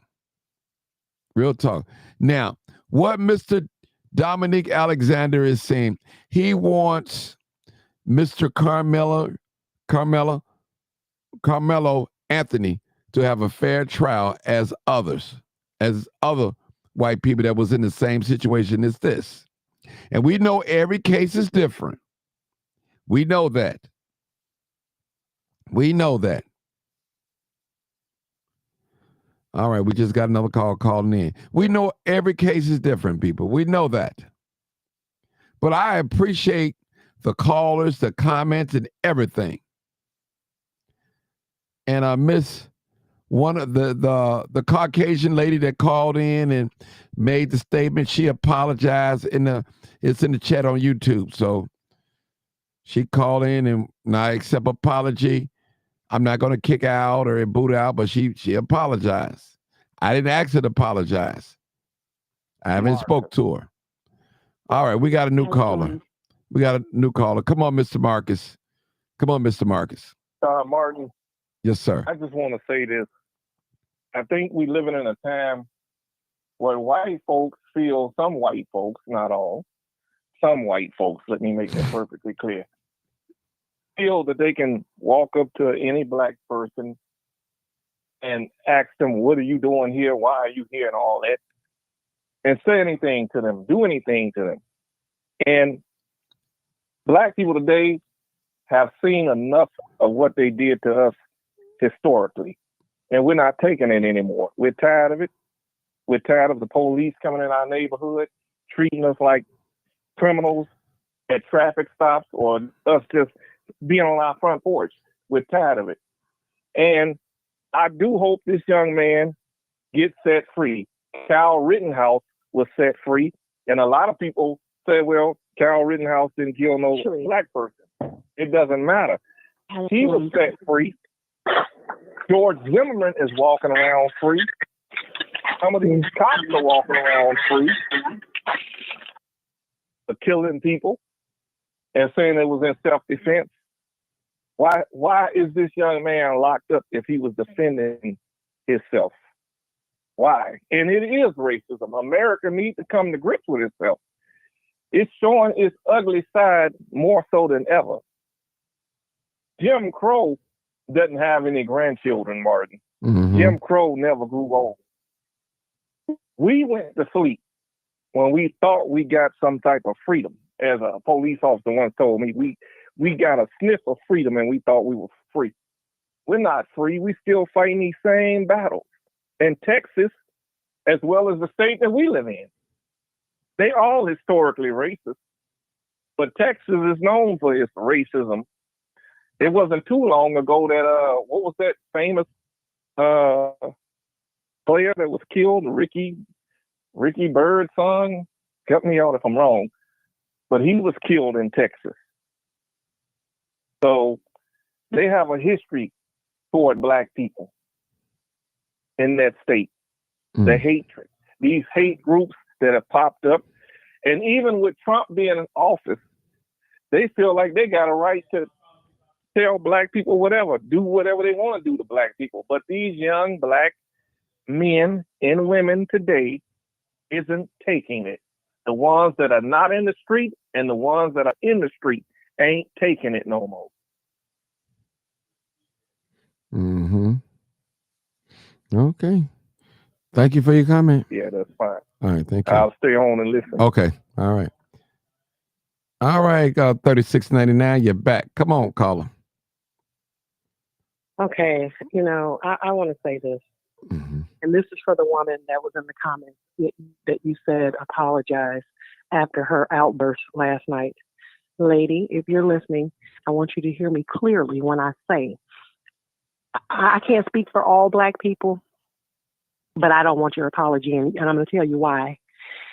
Because I appreciate when the hood is pulled off. Okay? I don't need anyone being nice to me because that's what society says they should do. If it's not from the heart, I don't want it. Okay? You said what you meant. Okay? And there is no sorry. I can't speak for all black people, but I'm not accepting it. Keep your sorry and go on with yourself, okay? Because I don't want it. I'm grateful that you said what you said because once again, the way I feel was proven right. I don't need you to smile at me in public. Don't hold no doors for me, okay? I don't need your nice gestures. Just be who you are in rare form and hold that energy. Don't be a keyboard warrior. Don't do any of that. Just be who you are. I'll respect you more if you just be who you are. Okay? And you were in your rarest form last night. Every hog has a butcher. Okay? It's just when it's your number. So all this talk about, the race, it is what it is. It was that way before I came here. It was that way before the lady in the audience that said what she said last night. It is what it is. And I'm just tired. Okay? I don't need the song and dance about who's sorry because I don't care anymore. Okay? Phil Collins from Genesis got a song called I Don't Care Anymore. Listen to that because I mean it. I don't care what you say. It's over. It is what it is. I can be cordial, I can respect others, okay, and I can be kind. But what I'm not going to do is allow people to insult my intelligence and disrespect me and act out because of what I look like and then think that they can say and do what they want and then say they're sorry. Okay? You have one time to show me an ounce of disrespect. You will never show me pounds. She is who she is. I'm not accepting no apology. I don't want to keep it, baby. Stick it where the sun don't shine. And that's it. All right. Thank you, caller, for that comment. All right. It's a serious thing. All right. We're going to go back to 281. I guess I hit Sarge up in a minute. All right. 281. Go ahead, caller. We're looking for some new callers. 872-299-0800. I know. Go ahead, 281. I know who you are. Go ahead. I mean, my hat's off to the young lady who just spoke. She spoke volume. She gets my vote. She gets my vote. But let me say this to you all so we can be clear about what's going on. That's not the only neighbor that said something stupid. I had another neighbor say something stupid. He was drinking, of course. And he goes, hey, so. Hey, man, when the revolution go down, man, my family has a ranch in Crockett, Texas, and you and your family can come and stay with me. I looked at him, and you should have seen the look on his face, because it was priceless, because the look on my face was like, what did you just say? And he said, you know what I'm saying? I think when the revolution goes down, you and your family can come with me, and everything will be okay. We'll protect you and this and that and such and so and so. Well, let me say that to say this here. I just looked at him and he said, what's wrong? I said, I don't appreciate that comment. He said, I'm just trying to protect you and your family. I said, do I look like I need your help? I live on the same block with you. We pay the same taxes. Our taxes $7,000 a year. I live right next door to you. In fact, I've been living here before you moved here. I was the first Black on this block in 2006. My house was the last house built on the block. But if I need your help, I'm going to give you a phone call. I'm going to knock on your door, or I'm going to text you. But if I don't answer those three things, you will never have to worry about me or you protecting me, because God's got my back. And if you come through my door, adios muchachos. It's adios muchachos for you, because I'm going to bear my arms.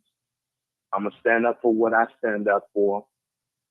If you breach my door, come through that door, I guarantee you, your family is going to be suing me for civil suit. So you're going to be dead. You're going to be gone. Adios muchachos. Thank you. Thank you. All right, we're going to Sarge. All right, hold on, Sarge. I'm coming to you right now. All right, we're still taking calls, 872-299-0808. This is your boy, Martin G. Johnson. All right. All right, come on, Sarge. Oh, okay. Well, the previous person that was speaking on here, they are exact poster child for what I say when I say Black Americans need to get in rifle clubs, learn how to doggone use firearms properly. If not, join the military and learn how to kill effectively. See, anybody can say what they'll do. I can say I can go fix my car. I ain't got no mechanical training on car fixing. You know, it sounds good with me saying it though. But I tell you what, somebody could be 2 football fields and a half running, and I could pick their butt off without using no scope. Trained to do it. See? So folks need to doggone, they need to get it together, because anytime you get somebody talking about when the war happened, if they talking about when the war happened, they're waiting on the inevitable. Now, either you gonna be one that's gonna be standing, surviving, or you gonna be dead meat. You need to make up your mind what side of the fence you gonna be on. They talking about all this tariffs, this, tariffs, that. Ain't no tariff on bullets though. Y'all better stock up. Y'all better stock up. Dude, because I'm locked, cocked, ready to rock. I'm ready to get down on the get down. You know what I mean? I miss being in Iraq sometimes. Okay, brother, we got a new caller. Thank you. We got a new caller. We have 900. Hey, 900, how are you? Welcome to the Live Uncut Unedited. All right, so I'm interested. Let me sit back, and I'm trying to see what you're going to say. I wonder what you're going to say. Go ahead. You got the floor. You're live. What's your thoughts or comments? Well, I listened to a little bit of your show last night. I didn't finish it, and I listened to a little bit of this stream a little bit ago, but I had to leave, and now I'm coming back. I'm listening to them all later on. But we just gotta say it. This kid, Austin Metcalf. I mean, what's the boy's name? Anthony KAMELO. Look, we gotta be honest. He was in the wrong, because this is the thing.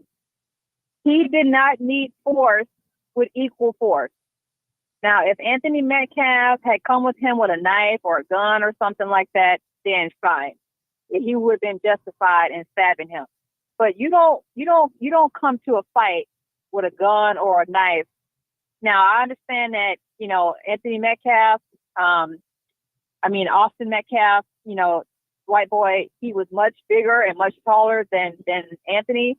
But at the same time, he just would have got his butt whooped. I mean, Martin, we need to think back to the olden days, early 2000s. You would just fight it out like men, like boys. And if you got whooped, you got whooped. I mean, then you would shake it off and you would go on about your life. But unfortunately, he did not think twice about his actions. And now they're already going to get him on the knife, because he brought a knife to school. So he's already going to get some time for that. But I really do He needs to be reprimanded for what he murdered that boy, and he needs to pay. And this is not a race thing. If the tables were turned and the races were turned, I would be saying the same thing. But Martin, come on. These are two boys. They should have just fought. The white boy supposedly put his hands on him. If that's true, then he should have just punched him and started fighting him. And if he would have got, beat up, which he likely would have, then that's different. But this is the problem now. So many young people, they're just quick to pull out a gun and a knife at a fight, and they're no longer fighting. Like, don't these boys know how to fight anymore? And now he's about to spend the next 20, 30 years in prison probably. And for what? All because he did not think twice. He didn't think about the consequences of his actions. And unfortunately, a lot of Black kids do not think about the consequences before they do these things. They don't think twice. They don't count the cost. And that's a huge problem in the Black community. And it's shameful. And supposedly he grew up in a nice neighborhood with a 2-parent home. And it just goes to show you that we see this a lot, even among Black kids in white neighborhoods. And it just goes to it tells me that it's not even a community problem anymore. It's a cultural problem, because this Black boy was in a white community. It's a cultural problem. It's not a community, but it's a cultural problem. So somewhere along in his family and culture, he still learned these ignorant ways of thinking. I got a question to you. I think you're prejudging. Just got a couple of questions. So first of all, I know you didn't see all the videos, so I'm going to excuse you on that. Now, there was a guy named Dominique Alexander. He's from the Next Generation Network or something. I get it, network, something like that. But he said that both of those gentlemen, all three of them, was supposed to be there. Now, a Black person can live in a predominantly white area. Let me just say that. You're free to live anywhere you want. If you can afford to rent or whatever, a mortgage, you're free to live anywhere you want to live, first of all. Now, we're talking about a young man. Let's learn a little bit about his character, though. Come from a decent household, never got in trouble, excellent student. He's an athlete. I'm talking about the one that's living, Mr. Carmelo Anthony. Let's talk about that. Now, only thing that I give him credit for, he did warn the guy. He said, if you put your hands on me, it won't work, whatever. I might not be quoting it right. And he told him. Now, let me just say this, and I understand what you're saying.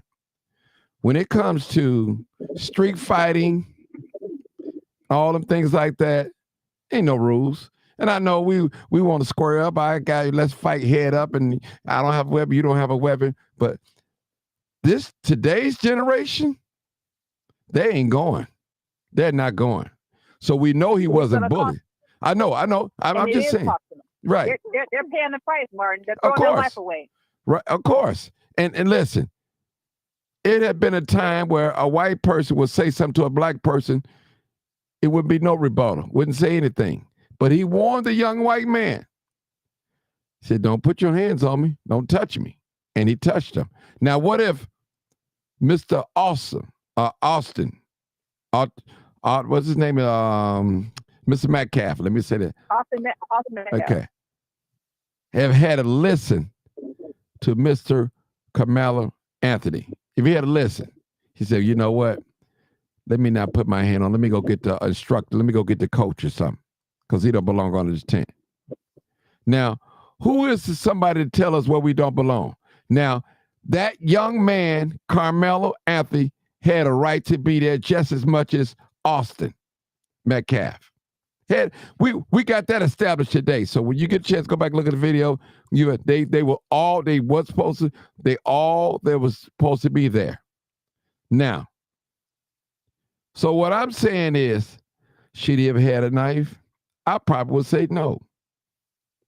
I would say no. But who am I to tell somebody how to fight? If he say he was Defending himself? Yeah, he was defending himself with a knife. He did defend himself with a knife. Go ahead. But the thing is, though, if he would have had a gun and shot the boy, that's almost the same thing as having a knife because it's still a weapon. And so then, but it's Martin. People can feel however they want to feel today, and I understand it's a new generation. Kids are not going or whatever is what they say. But you know what? You can have that mentality, but it's a stupid mentality, and it's going to cost you in the long run because this kid will do time. Whether he's going to only do time for the knife or he's going to do time for the knife and the murder, this boy is going to do time, and his family and the community is going to see to it. So he just threw his life away all because he wanted to have a mentality, F around and find out. And these kids today, they have this mentality, oh, F around and find out, I'm going to show you. Okay. And it's costing them their life. What type of mentality did Mr. Austin have? Austin. He didn't listen. He didn't follow. He didn't listen. What type of mentality did he? Do he take any accountability in this for putting your hand? Now we already got that established. That he put his hands. He shouldn't have put his hands on the boy, especially if the boy wasn't causing any problems. He wasn't trying to fight nobody. No, he didn't have a right to put his hands on him. But should he have died? Should he have been killed because he put his hands on somebody? I would say no. I mean, I would say no, but he was warned. I would say no. And so the jury is going to come down on that boy, and they're going to agree with what I'm saying. Look, people can feel however they want to feel. KAMELO was wrong, and he should do time for what he did, and he needs to pay for his crime because he should not walk free for killing that boy. Martin, if you get into a fight right now, and somebody put their hands on you, or you put your hands on somebody, you do not deserve to die because you put your hands on somebody, whether it's another man or he's bigger than you or taller than you. You all need to fight that out as two men. How things used to be done. I remember a time, Martin. You live in a new day, 900. Listen. I understand, but the law is the law. The law is not going to make an exception to say, oh well, you're right, it's a new time, and you didn't have to around and find out, so we're gonna side with him. At that point, and then it's free game for everybody. Anybody can pull out a gun, a bat, a knife. So KAMELO effed around and found out because now his whole life is over. It's over for him. He threw his whole life away because of emotion. And that's the problem with a lot of black young men. They do not know how to control their emotions, Martin, and it's going to cost them. Okay. Well, let me just say this. Let me just say this. That was not the character of Mr. Carmelo Anthony. He's an affluent kid.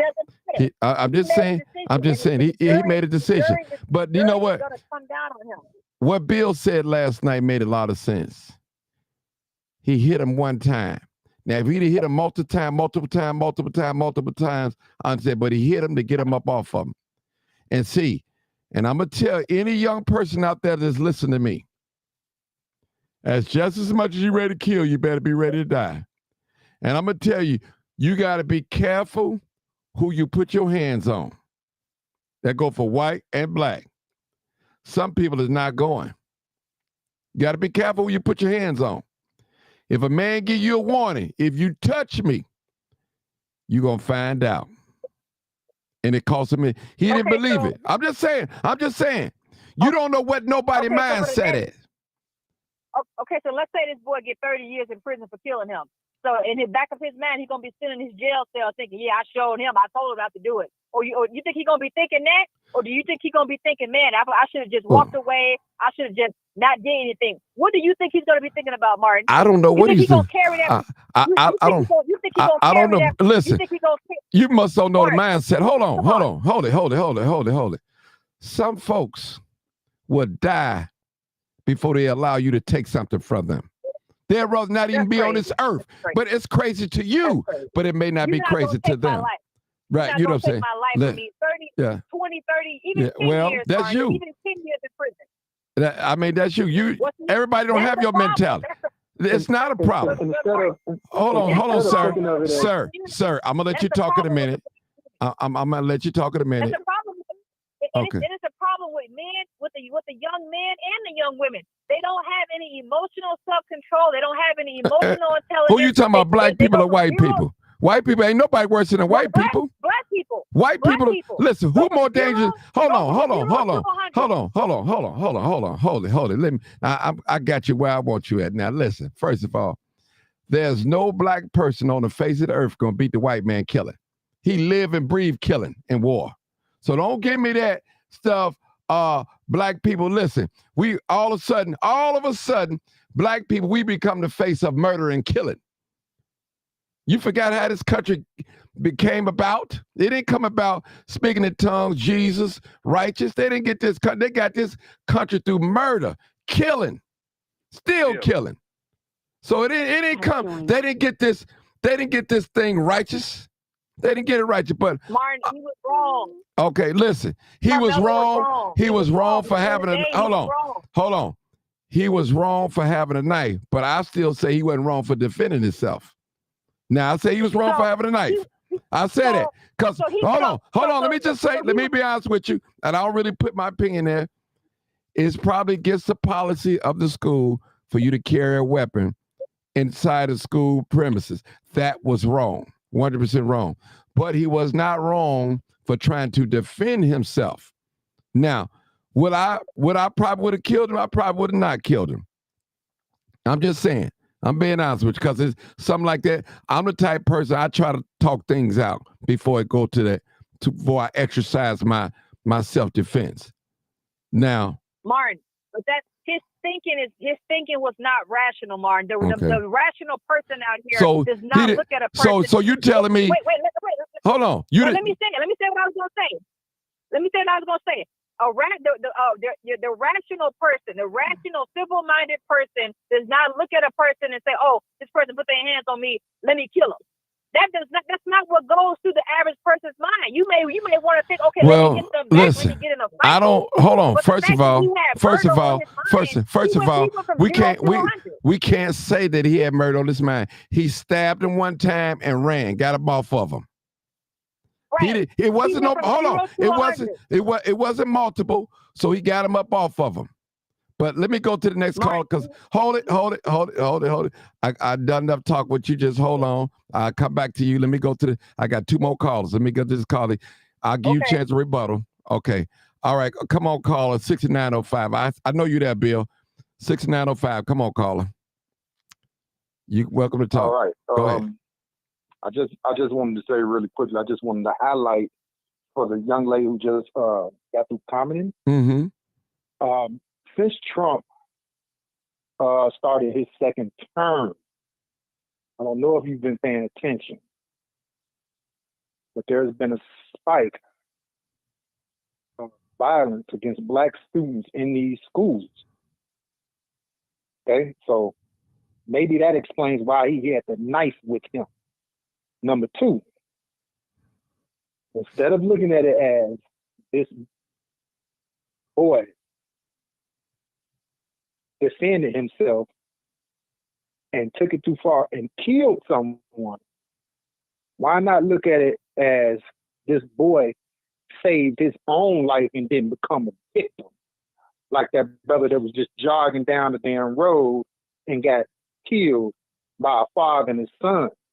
Or like the little boy that was at school and got rolled up in the damn gym mat. Or any other victim of them people. Any of our other kids that have been killed by these people. Maybe he decided to save his own life. That's all I wanted to say, Martin. Okay, thank you for your comment. We'll go to the next caller. Come on, Bill. I 281, I'm coming to you next. Go ahead, Bill. First of all, ain't no such thing as a fair fight unless it's a professional fight.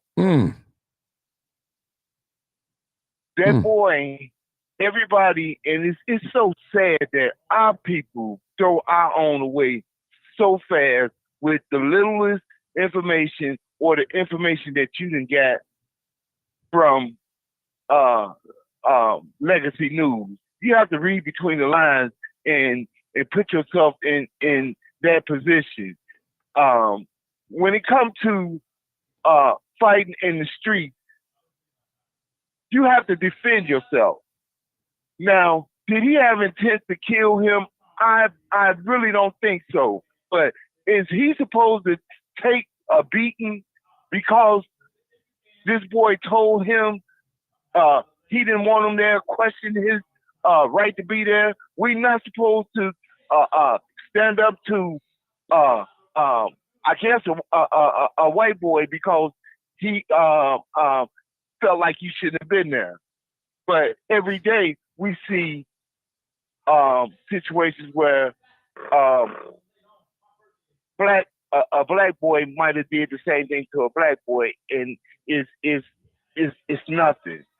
But since it was this white boy who I really think was overzealous and using his privilege and his size against this young man, he could have stabbed him multiple times. But it's self-defense. He don't get to have the right to self-defense because I guarantee you, if the tables was turned, it would be self-defense. And there's more going to come out about this in the days to come. Just like last night, while you were on live, someone pulled up something that said the principal resigned. That went at the school that the black boy went to. Yeah, we don't know if that's true or not, but they did pull that up though. Yeah. So he deserves as the same rights as anybody else. Grown man, kid. We don't know why he had a knife. Maybe he done been beat up 2-3 times before. Not by that person. It could be by somebody else. And you get tired of taking the licking. He could have brought a gun and shot up everybody, but he didn't. And he doesn't fit the profile of a bad kid, a gangbanger, which everybody likes to associate with a black face and a black young man. Preach, Bill. Thank you. Thank you, Bill. He don't fit the profile. Uh-huh. So, and the reality and the truth is, whether he was in a gang, a Boy Scouts, he deserved the same right to defend himself against somebody accosting him, attacking him, or especially after he even gave him a warning. What gave him the right to ignore the warning or to say who could be in that tent? What gave him that right? Because he white? Because he's strong? No, don't go that way. And we shouldn't throw that boy away. Just like they said about Kyle Rittenhauser. The judge didn't want to throw his young life away. What about his? What about his? That's all I got to say, Mark. Okay, we're going to 281 now. Then I'm going to let 900 come back. Let you come back, 900, 281. Okay, go ahead, 281. Yeah. Go ahead. There was a few points I wanted to make. One, I want to start with what the young lady said about self-defense. She's right. You can't be oblivious to what the law is. The law is very clear. You can't come on a school property with a weapon. And if you use it on somebody, you have to be punished for the law. But there's a flip side to that law. At what point are these people going to have to stop using us to make examples, to set examples? You know, you can set that example with the people that look just like you. It's more than them than us. I'd rather you choose and exercise that example on them. Okay. I mentioned this 2 days ago on your show that my child was on the bus. He goes to school, it's like 3% black. And little boy on the bus called him black. He didn't call him a nigga. He just said, "You're black. Hey, black boy," you know, whatever, such a so and so, blah, blah, blah. And the bus driver didn't do anything. Thank God we got cameras everywhere, you know. So I mentioned to the principal that, you know, this incident happened. And she said, well, first she tried to defend. And I said, "Ma'am, before you go down the defensive lane, I am a photojournalist. I was to be very careful going down that lane, because not only did the boy call my son black, but he had the nerve to walk in front of my house with that same attitude, same energy, and that same language while my Ring cameras were going. And I'm not talking about the Ring doorbell. We got the real cool ones, the floodlight, that we can zoom in, facial recognition, all that other stuff.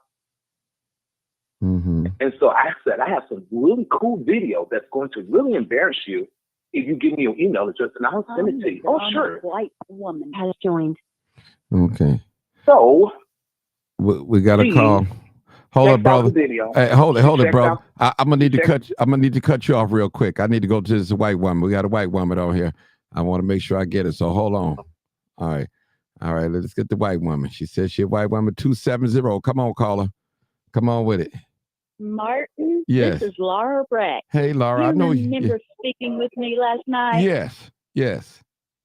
Okay. I am coming on here to apologize for a few misspoken words. Okay.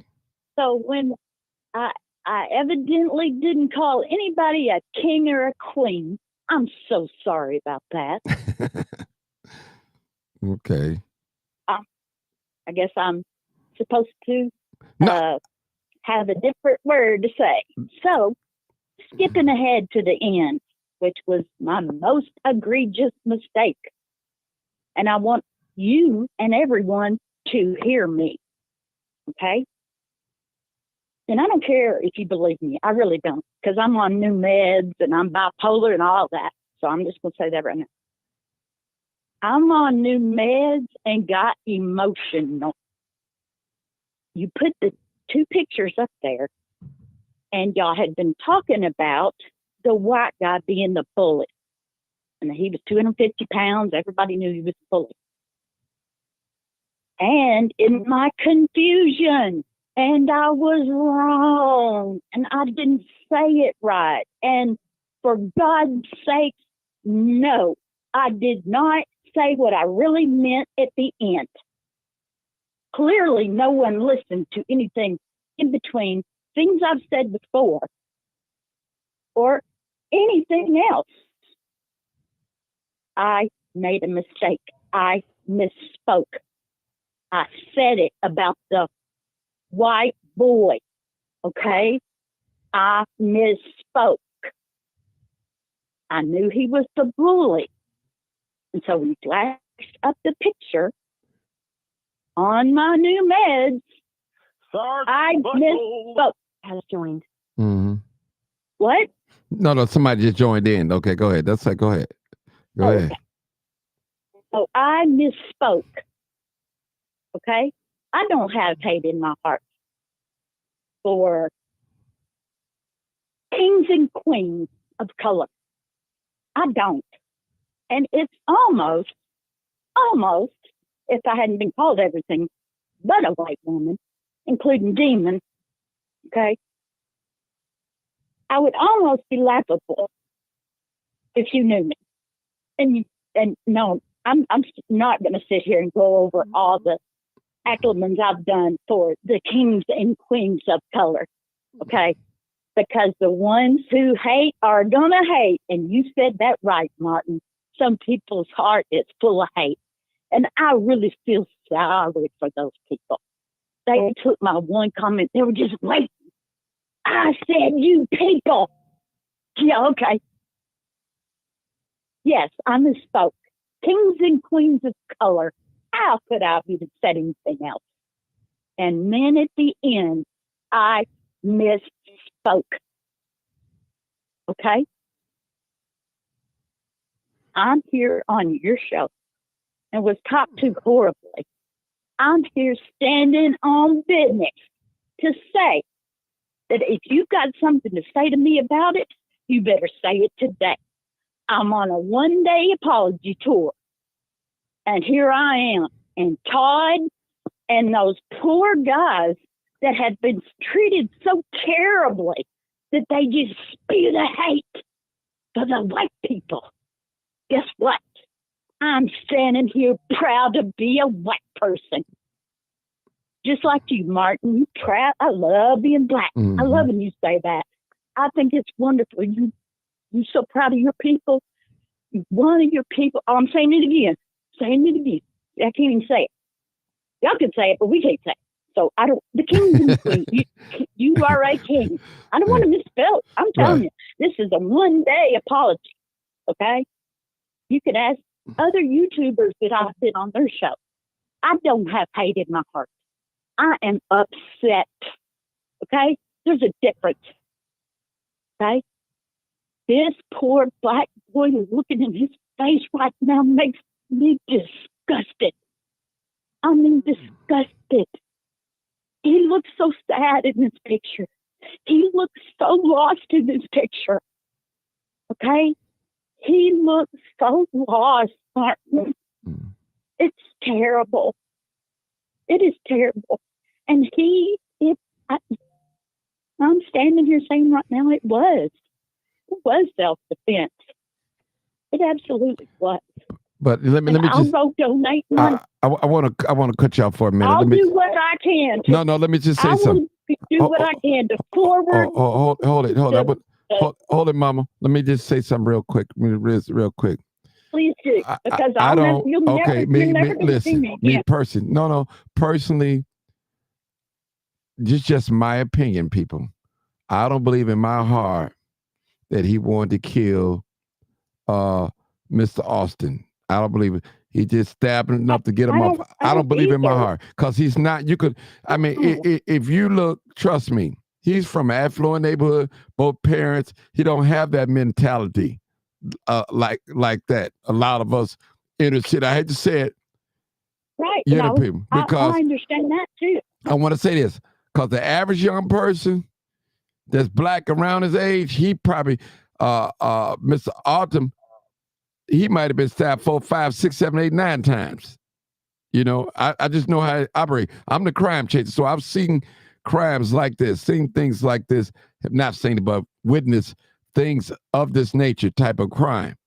So I don't believe that this young African-American male have that mentality. But I will give him credit on this. On this. He said, don't put your hands on me, you'll find out. He did give him a warning because he's seen where it was going. You know, we did. He had been bullying him. He had been bullying him. I don't. Well, maybe he bullied him that day with trying to put him out from under the tent. No, that's where I actually called in with my question: is did they have prior beef? No. They don't even know each other. They don't even know each other. They probably know of each other, but wait. Yeah. I thought he had been bullying him. No. Now, if any bullying had been taking place, I'm talking about the okay. I know what you're talking about. Hold it. If you tell somebody, hold it. If you tell somebody you don't belong in here, and you gotta leave, and if you don't leave, and I don't know what words we exchanged, and the black guy told him, if you put your hands on me, it's not gonna. You'll find out. So evidently he told him something. Some words was exchanged. I can't tell you. I was not there. So that is a form of bullying. There's a form of bullying. So what the young man should have done. Stop, Martin. You're misunderstanding me. I am talking about the white guy. I'm talking about the white guy too. That's what I'm talking about. What he should have done, what the white guy had been bullying him. No. Lest he bullied him when he came up under the tent. But they don't even know each other like that. So if you listen to the program, you were so busy in the chat arguing with folks, you could have listened to the video. So they don't know each other. Honey, I was listening to it. Okay. The man broke it down. I was listening. So it possibly could have been a bullying when he got on the tent. He's going to get him up out of the tent. If you don't leave this tent, I'm going to remove you. But what he should have done is to go get a coach or some type of parent or somebody to ask him to leave him up on the tent. But they all had right. That's all I'm saying. I mean, we talk about it's a terrible thing when anybody lose their life. Let me just say that. Again, my condolences go out to the family. It's a terrible thing. But we've seen how this thing play, and we know Honey, that was self-defense. Yeah. That was self-defense. Well, I know it was self-defense. But I don't believe he wanted to kill him. He went too far. Now, I do agree No, with 900. what I'm saying is, what I'm saying is, if he was being bullied by the big 250-pound white guy before, that's what I understood that happened. Well, and that this was self-defense. Well, I'll say this: I believe it was self-defense. He tried to defend himself. What I'm saying is, in reality, you're not supposed to have weapons on the school ground. Now that was wrong. No, I'm not gonna defend that part. But listen, if he was bullied before, there was a reason that he. No, he wasn't bullied before. Now he may have been bullied before by somebody else, but not by him. Far as we know. Let me just say that. The girl on your channel said that he grabbed his phone we and found threw out. his phone We found out some more truth today. Okay. We found out more truth. So that's why I'm not so quick to jump the gun on certain things when people say things. So now, like me, when I say certain things, okay, I'm gonna go, Martin. Okay, we got came enough. on here to apologize. Well, your apologies. To you, honey. I accepted your apology. I told you over the live. I know you put it in a message, but a lot of people don't accept it. But I accept your apology. So I'm just letting you know. Okay. All right. And I understand now what happened. Okay, I'm just saying. Now I understand, and I apologize again for anybody I offended in the thing that I misspoke about. Okay, what I meant to say was that I was confused about the picture. I told you I had been looking at the picture of the white guy and the black guy, and I got confused and I said the wrong thing. Okay, I'm apologizing to you and anybody else who thought and said out loud that that's what I really wanted to say the whole time, because that is not true. Okay. Okay. And I'm gonna hang up. Okay. I love you. Love your channel. Oh, Hate that I'm not gonna be able to come back. Really. I don't know. You're welcome. I mean, you're welcome to come back. I haven't banned you. I haven't blocked you or nothing. I mean, you're welcome to come back. I didn't say you didn't come back. Well, I was called a demon. I didn't call you a demon. I didn't call you no demon. So I'm the host. Your name's on the door. I know, but your name's on the door. Listen, I'm old school. Okay. Listen, okay, because I'm the host. I didn't call you that. So I have no control over what people call you in the chat. Your name is on the door. Okay. All right. Well, if you want to. Okay. So you're ultimately responsible. Okay. That's just how it is. I'll come to your store and somebody called me a demon. Right. So one of your customers or one of your workers called me something. So I'm out. I don't feel appreciated. Okay. I got talked to in ways that I shouldn't because I misspoke. Well, So I mean, it happens. Please. Listen, it happens. It happens. You got some people. You say it happens. Okay, let me just say this. But let me just say this. I didn't get any grace. But let me just say this. None. When you said you people, I didn't say anything. I knew right there to most black people, that's racist to them. So me, I know what you meant. I live in the South. I know, but I'm just saying, I know. I'm just saying, when you say I didn't correct you. It's the I way didn't say we talk. I know it. I know how you talk. You know what I'm saying? So, I mean, you. It wasn't right at all. Yeah. Yeah. Well, I'm not. Listen, I told you I accept your apology. So, if you're welcome to come back, if you're welcome to come back, you're welcome to call me if you want to. You're welcome to listen. I didn't block you. Okay. No, I won't ever call back in. I'm not gonna run a hate campaign on you. I'm not gonna do that. I'm not that type of person. Please don't. Please don't let anybody speak on me in the future because I have apologized. Okay, I have no control. If I have to call back. Okay. If I have to call back, I'll lower my voice. Okay. You understand? Okay. You understand? I understand. Okay. I understand. I Thank just want to make sure everybody understands. Okay. And that you further what I'm telling you about my apology. I accepted your apology. That's what I came here to do. Right. I accepted your apology as the host. Right. I accept your apology. That's all that's important. Because accept my apology, then whatever. It's almost like it's almost like this, like God said, I have separated your sin far as from the east to the west. So it's like it's gone in the sea of forgiveness. So I never to bring it up Well, I prayed again. about it, So you know, obviously. hey, you So, acknowledge, listen, I've said some things that I regret saying, you know, and see. yeah, and I stood here and I listened to people on your chat that wanted to talk to me, and I apologized to each and every one of them. And we appreciate you coming on here, Paula. I do, at least I do. Let me speak for myself because I can't speak for everybody else. I can Yes, only, please speak for yourself. If you can't see your chat, then I can't see it. I had to go on my other phone and look for the. But okay, let me take the next caller because I know he itching to say something. Then I get back to 900. All right, okay, honey. Thank you. All right, bye. Good night. Good night. Good night. All right, go ahead, Sergeant at Arms. I know he called back. He want to say something. Okay. Yeah, Martin. For old 900, I got to give it to you in my Bill Cosby voice. Okay. Now, I'm putting her in the mix.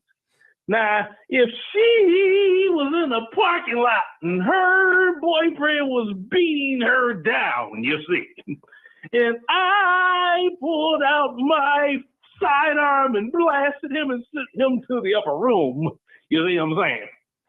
I would be found justifiably a homicide because I was saving a life. So what's she talking about, force with force? There's nothing in any laws down here that say you must meet force with force. Now, it sounds good when she say it, but it's not true. It's not true, okay? And I talk from experience, okay?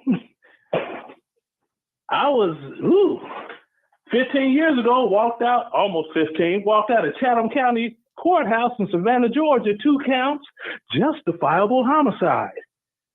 Now, was I under attack? No. You had some mule brains out there. They was busting caps at some dude that gave him a fake 20 for product. My wife in the front room screaming. I go in the front. I'm like, what the hell? I see them. I whip mine out. Baka bak bak, baka bak bak. 2 GoFundMe pages. There you go. It had nothing for me except it was in my vicinity, and they were doing what? Bringing harm. See, that's Georgia, the Castle Doctrine. With the Castle Doctrine in Georgia, Florida, Texas, Alabama, South Carolina, you do not have to retreat. Okay? There is no meet force with force. If you feel your life is threatened, you use whatever amount of force you, read the law, you deem necessary to eliminate the threat. Could I let read the law? Can I let 900 respond to that? Let her talk. Let her talk. You know, let her talk. Go okay, ahead. I'm gonna put you on mute. Talk to me, girl. Okay. Talk to me. All right. 900, but let you respond to what Sarge just said. All right. Well, first of all, that example that he gave was idiotic because Carmelo was not getting beat down. Okay, he was not getting beat down. And second, if a man is beating a woman down, and we know that a man is stronger than a woman by nature, and she still pulls out a knife or a gun and kills him, 9 times out of 10, she is not going to be found guilty because of that. So that was just a stupid example, first of all. But another thing is, I'm not really trying to listen to Sarge because, although Sarge, look, just take a look at some of the stuff he posts on Facebook and his YouTube channel. Some of the idiotic stuff that he talks about for a man his age. I would expect him to have a little bit more maturity than that. But anyway, look, people can feel how they want to feel. People today have this mentality that riot is might, and I'm going to do what I feel is best for me in the moment. Forget the law, screw the law. And I'd rather be judged by 12 than carried by 6. Look, that's fine. But when you're sitting in a jail cell for 30 years because you chose to disregard the law and to take matters into your own hands and to simply not think then you're gonna be sitting in that jail cell, holding on to that pride that I got him. He's sitting there rotting in the ground, and I'm sitting here rotting in the cell. So I can see if Anthony walked free, and he's not in jail right now. I can see if he walked free and he was let off, and they said, yeah, you know what, it was self-defense. I can see if it was that way, but he's going to be tried by a jury and a judge. And if the jury and the judge is righteous, they're going to find him guilty. And I'm standing by what I said, Martin. People in the Black community specifically. I'm not talking about white people, Indian. I'm talking about people in the Black community. And you talked about this on your show also. A lot of Black people, a lot of Black kids in particular, don't have emotional intelligence. They don't think before they act. It should they go from 0 to 100, and we got to stop acting like this is not going to have consequences. You cannot go from 0 to 100 and think that you're right just because you feel a certain way. Everybody today, it's all about how I feel. Oh, I felt this way. I felt that way. The law does not care about your feelings. We have laws on the books for a reason. Okay, you cannot just say that, oh, somebody hit you one time, 1 or 2 times, that they're not pummeling you. Somebody just hit you 1 or 2 times, and you pull out a knife and you stab them, even if you warn them. That doesn't mean anything because he should have never had the knife in the first place. So he brought this on himself. You see how we bring things on ourselves? Did he bring that on himself, or did Austin bring that on himself for touching him? No, he brought that on himself because he should never had the knife in the first place. Think about how this scenario would have went had he not had a knife. He just would have used his hands. He probably would have got beat up, and he would have left. And it would have been done, Martin. And think how the scenario. If he would have listened, if Austin would have listened, if you touch me, you're gonna find out. If this young man, we could go both ways. If he had to listen, if he had kept his hands to himself, you don't know the mentality of certain people. What I'm saying. Martin, we can go. We can go both ways. You can we can go both. But I don't want you to be one-sided. You got to be both. Listen, you can go both ways all you want, Martin. But in a court of law, there's only one who was right in the end, and that one person who was right is going to be found out, Martin. That's the way it is. Well, Martin, listen. So you telling me? Hold on. So you telling me? So you telling me? A white man stalk another black man down and gun him down after they told him not to follow this man, but he was deemed as a hero of self-defense. Another man, I know, but I'm just saying. See, this is hold on. This is the America that we live in. Now listen, what's good for a black mentality is good for a white mentality. You can't play God because you make all the rules. You're not God. Now you might got this country conquered. You might be running this country, but you can't play God. Trust me. We all gotta lay down and eat. We all gonna die. We all gotta sit on the toilet stool at the end of the day. At the end of the day. I understand what you're saying. This is no winners in this situation. This young man is gone, never coming back. This man, his life is gone. If he don't walk or get out, he's done. And he's not the typical, you got to give it to him. He's not the typical young urban youth. He's not. So we can't bring that. He was raised in a single family mama home. He was poor. We can't say this about this young man right here, KAMELO Anthony. We can't say that. We can't say that. The fact that he wasn't from a single parent household, he was from a good neighborhood, a good school, a 2-parent home, that makes the situation even worse. Because it just goes to prove that no matter what community a black person, a black young man, a black young woman is in, that ratchet mentality is always going to be in them. And that's why I said it's not a community issue. What type of person? Let me ask you, what type of person will put their hands on somebody that they don't know? He's not the police. And that's why you got white people who don't want to live around black folks. And we don't want to live around them. We don't want to live. We don't want to live around them. Who are they? Who are they? God? They ain't God. Martin. Listen, hold on. Let me say something. I want to stop you right quick. Everybody, listen. Everybody wasn't up with integration when Martin Luther King doing all that stuff. Black people, we had more when we lived around each other than we ever had. Now that we live around white folks, we scattered and we ain't got nothing. Our communities are starving, are not thriving. So it may be better. No. I'm telling you. Do you know history? Stop saying black people don't want to live around white people. As soon as black people get some money, they move out to the suburbs and they brag about it. Not all of them. Listen, listen. I just moved from Inglewood. Hold on. I moved from Inglewood. I'm moving right back in Inglewood. I'm making a public announcement. You know what I'm saying? So I'm not. First of all, the average person, Martin, they get on your show and they brag about living in a white neighborhood. But that's cool. But what's wrong? Hold on. But what's wrong with that? Hold on. What's wrong with a black person living in a white neighborhood? There's nothing wrong. If he can afford, if he or she, hold on. You just said, but Mark, you just said black people don't want to live around white people. They don't.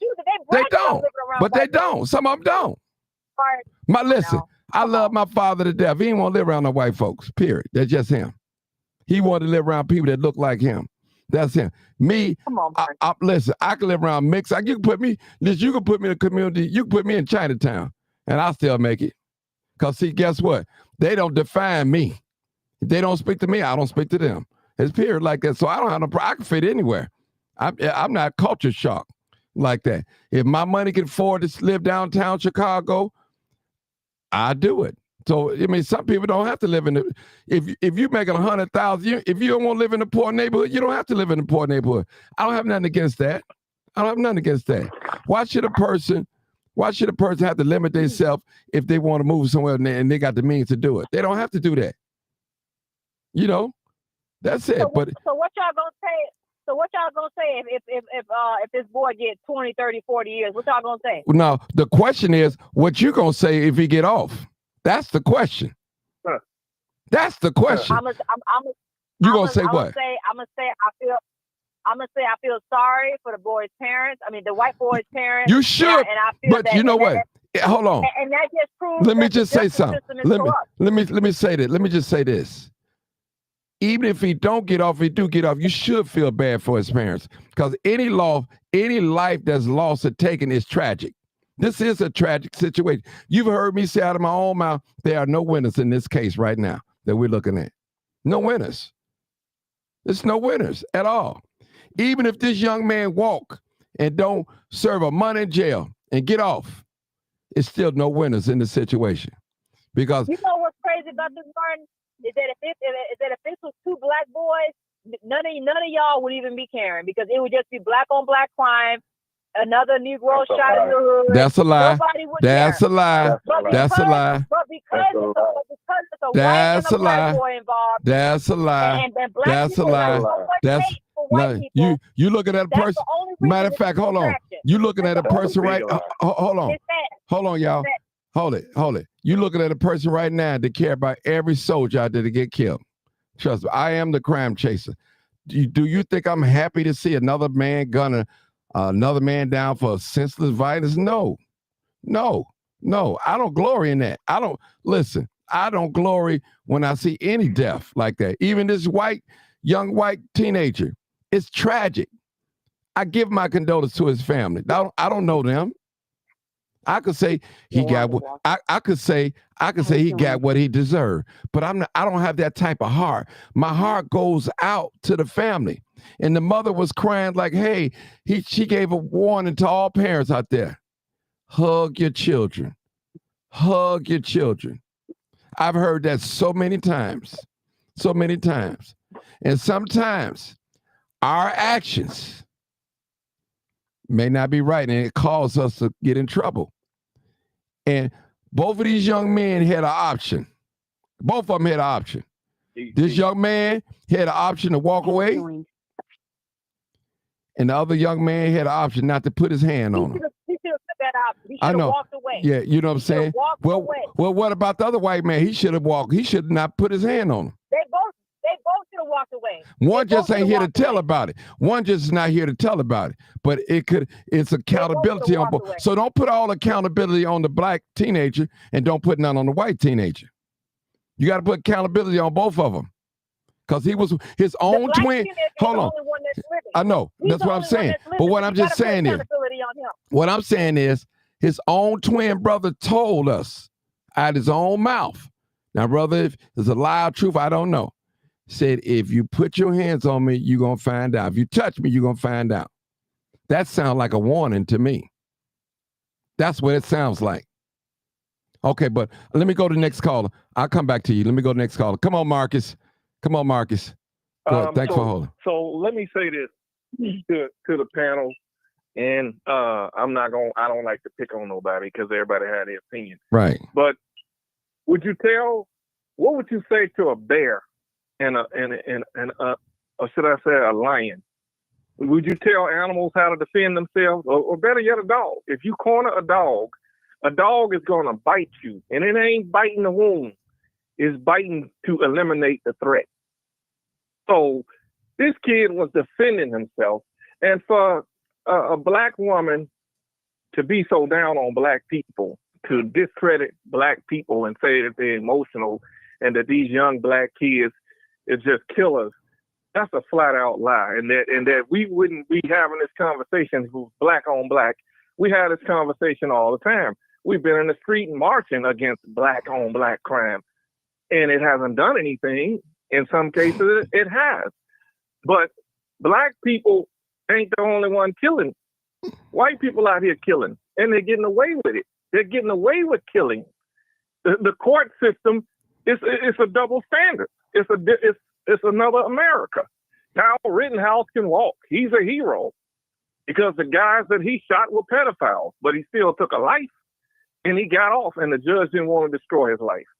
Honestly, as I said it before at the beginning of this show, I hope the kid get off. And to those who think that he don't, if he do get off, then what? George Zimmerman got off, and he's living a good life. Why can't Carmelo Anthony get off for self-defense?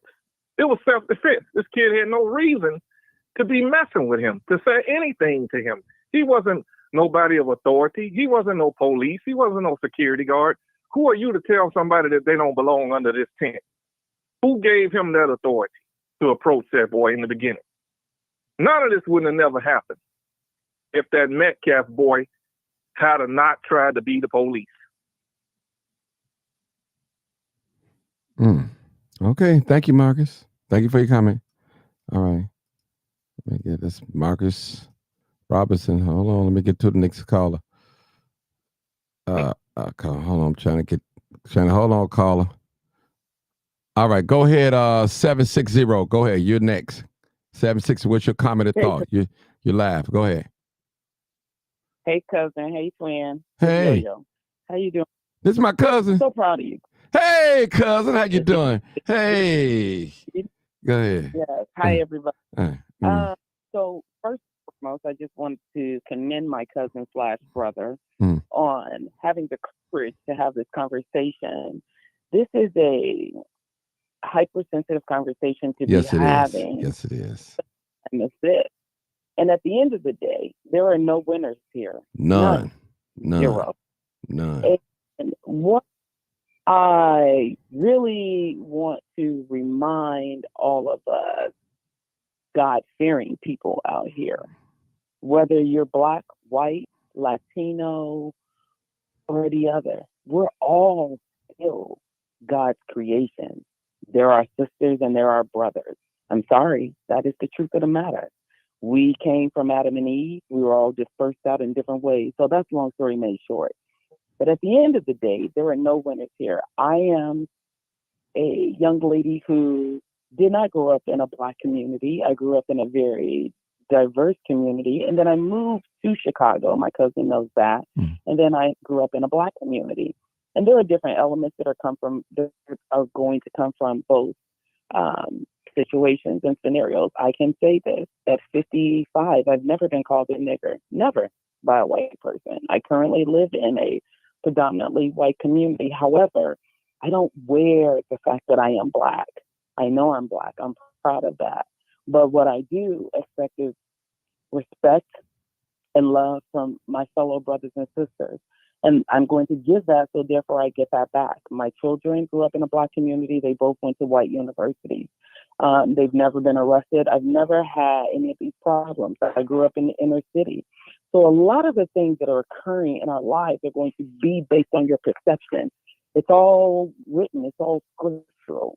So the thing about existing in this society that we live in is, how are you being, and I know that racial volatility is somewhat quote unquote real. It is real for some people, and some people it is not. Again, I've never encountered racial discrimination anywhere. However, there are no winners here. None, no winners. So we're in a time and a space and place where this has nothing to do with color. This is going to be good versus evil. And woe to those men or women who speak ill will upon the victim or either the perpetrator. The fact of the matter is that we need to be praying that justice prevails. See, if we're all praying for the outcome that God wants us to have, it will come forward. But when you start getting all wound up in it about race, which again, you have to understand, beware of the smoke screen that's in front of you. These things that are going on outside of this particular incident have trickled in over into this particular incident. We have 2 young children.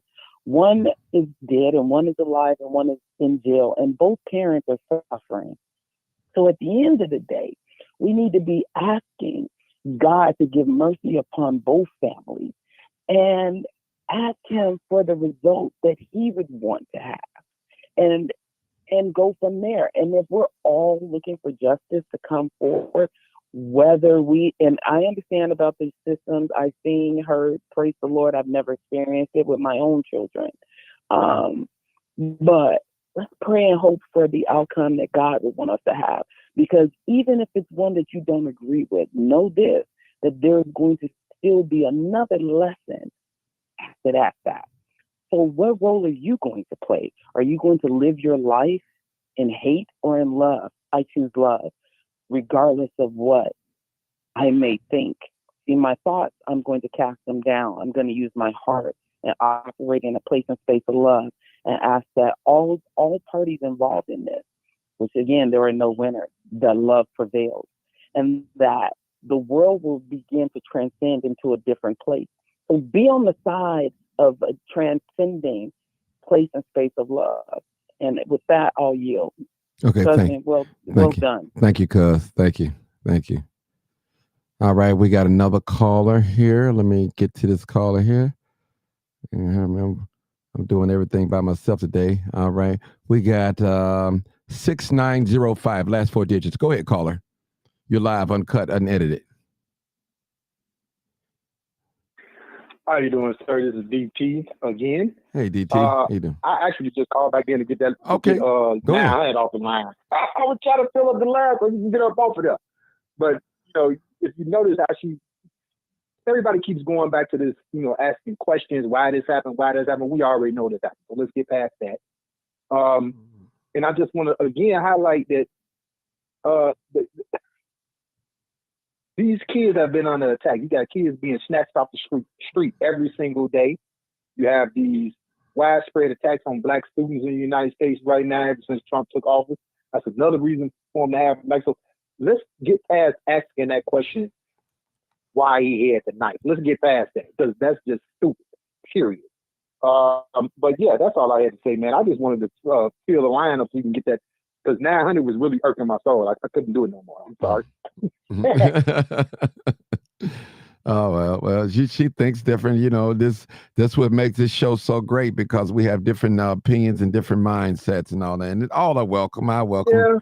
Yeah. It makes it so great. It's always good to have always good to have different opinions and different mindsets, but at some point, there's a time where it's either you go left or you go right. Ain't no in between. No, there's no in between. Right. That makes sense. You know what I mean? So common sense is common sense. You know, I don't accept, well, you know, I have the right to think this. No, you, what you're doing is you're creating a narrative when it suits you. That's what it is. And that's the problem. You want to say what you want to say so it suits your thought instead of using common sense and what's real.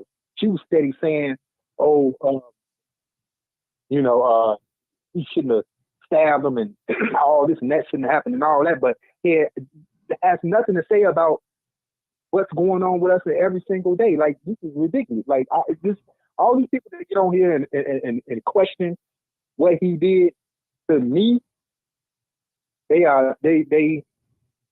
I don't want to say they're enemy, but they need to really take a long look in the mirror and a long look at history and facts. Let's put it that way. And with that, I'll yield. Okay, thank you. And I mean, again, this is just my opinion, people. My opinion. We all have one. I don't believe in my heart to heart that this young man wanted to kill Mr. Metcalf. I don't believe that. I don't believe that. I really don't believe that. But it happened, people. It happens. And we all can learn from this. Number one, we don't know what the mindset, when we argue with people in public and we don't know them, we don't know their mindset. We have to keep our hands off people, you know, because some people are just, you don't know the mindset in it. Just like we have students, young white students that come up, shoot the whole school up. We ask ourselves, well, why did he do that? Why did she do that? It may be because they've been bullied. You know the mindset. You just don't know, people. You really don't know. And it is a sad situation. Like my cousin said, there are no winners in this situation at all. At all. I don't glory when another man loses his life. And Bill said something very important, that there aren't no rules in fighting, street fighting. When you're only in a professional fight, there are rules. You know, and that's real talk. I hate to talk. I hope I'm not sound like a thug or whatever, thug mentality, but that is true. You know, and some people are willing to be judged by 12 and carried by 6. They'd rather be judged. They'll take their chances with a juror. And some people have that mentality. And matter of fact, a lot of people have that mentality. And not saying that is right or good or bad, but they have that mentality. So this is a sad situation, people. More and more of this case is going to come out, you know. And one thing about me, I try not to lie on people. I don't want to ever lie on people. I don't mind apologizing if I'm wrong. I'm wrong. Now, should he have had that knife? I probably would say no. Is it illegal probably to bring a weapon to school? I would say yes. I agree with that. And it's a sad situation. You know, it's sad. Both of these young men are, they both are teenagers. Both teenagers.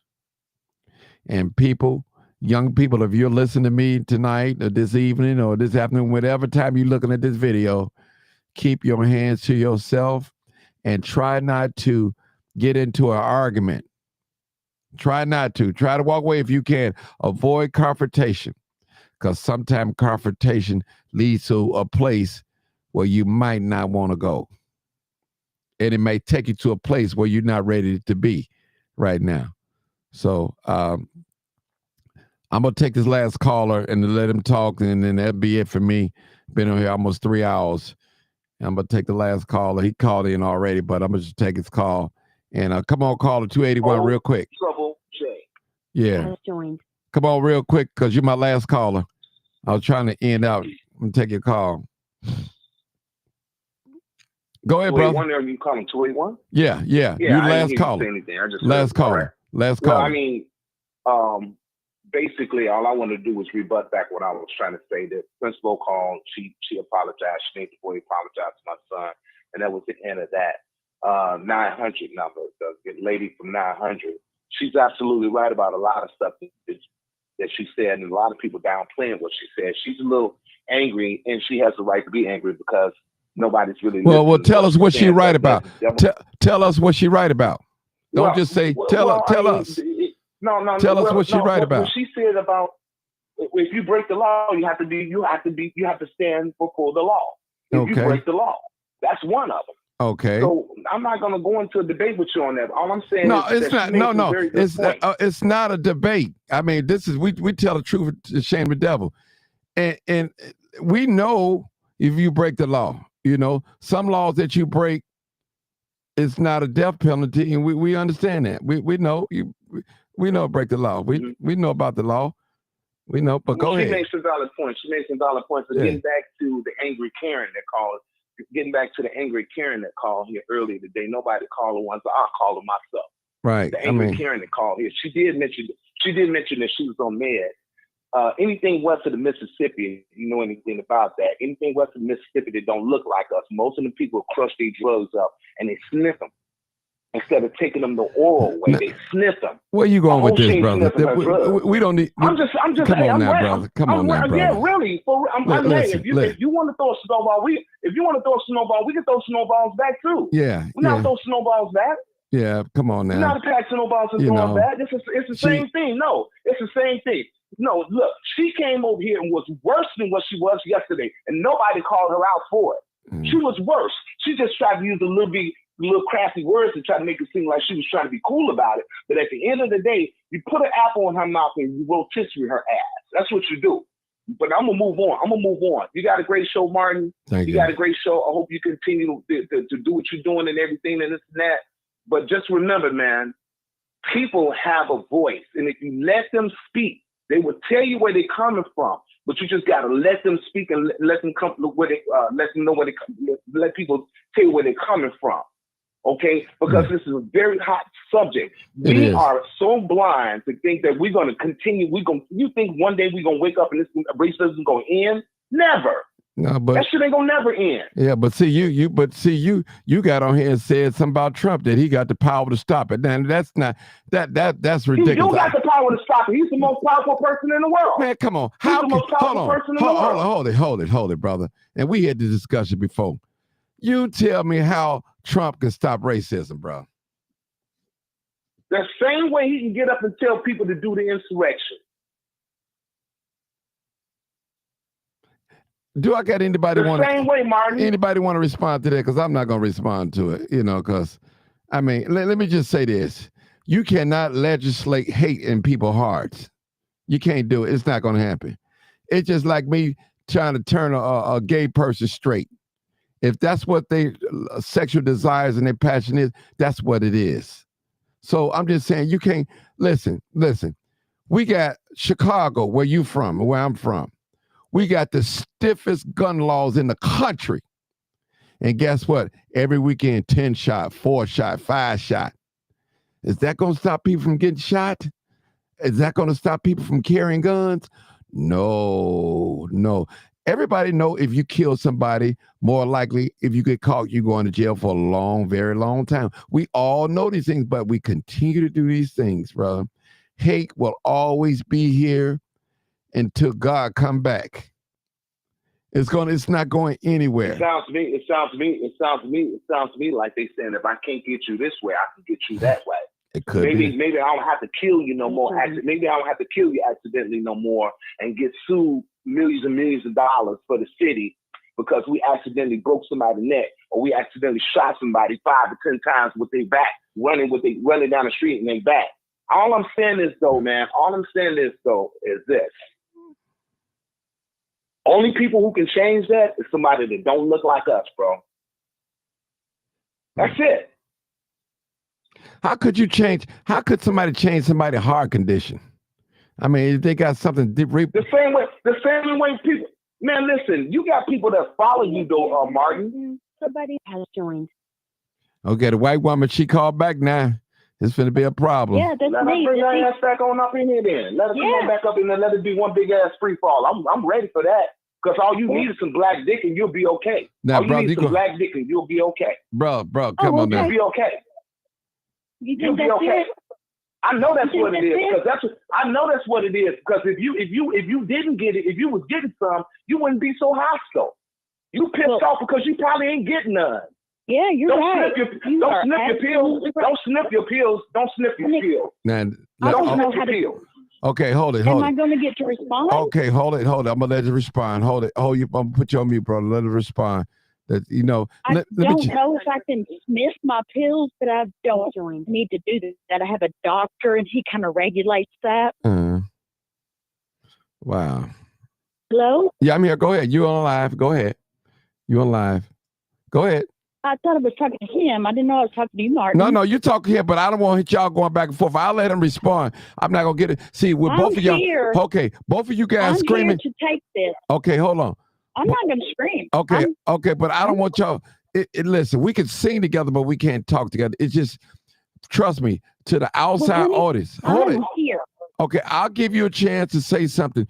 Speak your mind. And if you want a rebuttal from him, I'll allow him to come back and give you a rebuttal. Go ahead. I don't want to speak my mind. I'm just saying I don't snort my pills. I have a doctor. Sarge is on meds too. Has joined. Mm-hmm. It sounds like you need some, honey. Goodness, maybe you're not getting enough. You need some of that coochie? You sound like you're really mad. I called to apologize. And you're saying I'm something I'm not. And I'm standing here talking to you as a person. Mm-hmm. Okay. Hello? That's it. I'm listening. I ain't never said nobody gonna say anything because I got everybody on mute. Because I'm not trying to get it back and forth. I'm gonna let you say what you have to say. And He was talking about me. Yes, he was. He So was I talking. called in. Right. Okay. I've apologized for 4 straight hours. Did he not hear any of that?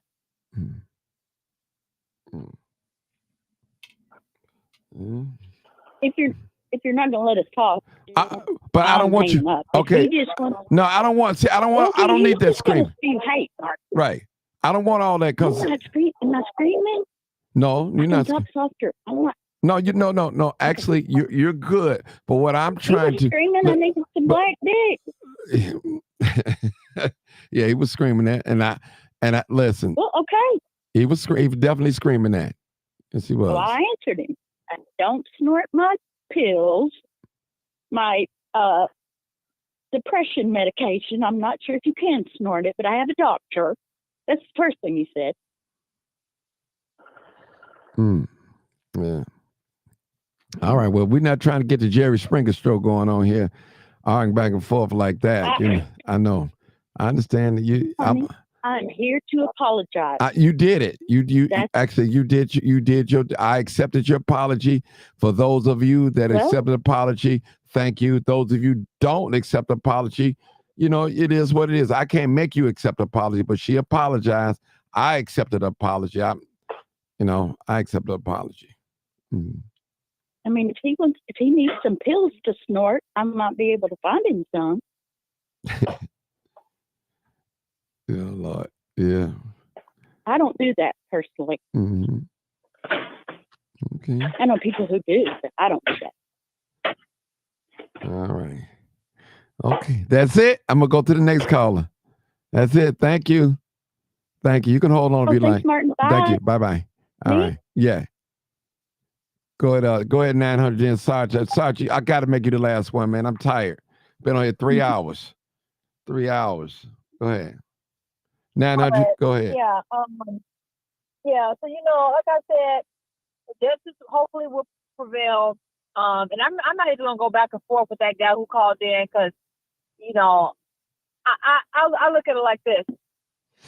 The fact that a lot of Black people are saying that this boy, what he did was right, it just goes to further prove what a lot of people already think and feel about Black people in their heart, as far as the uncivilization and all that type of stuff, and the quick temperedness and all that. And I look at the state of the Black community and the mindset, and I don't even feel anything because I just feel pity when it comes down to it. So people can think that, but in the end, when the lights are turned off and the rubber meets the road, the average person in the Black community is down bad, and this is why the Black community cannot and will not ever get ahead, and why we will always be subject to white people and their rule and reign.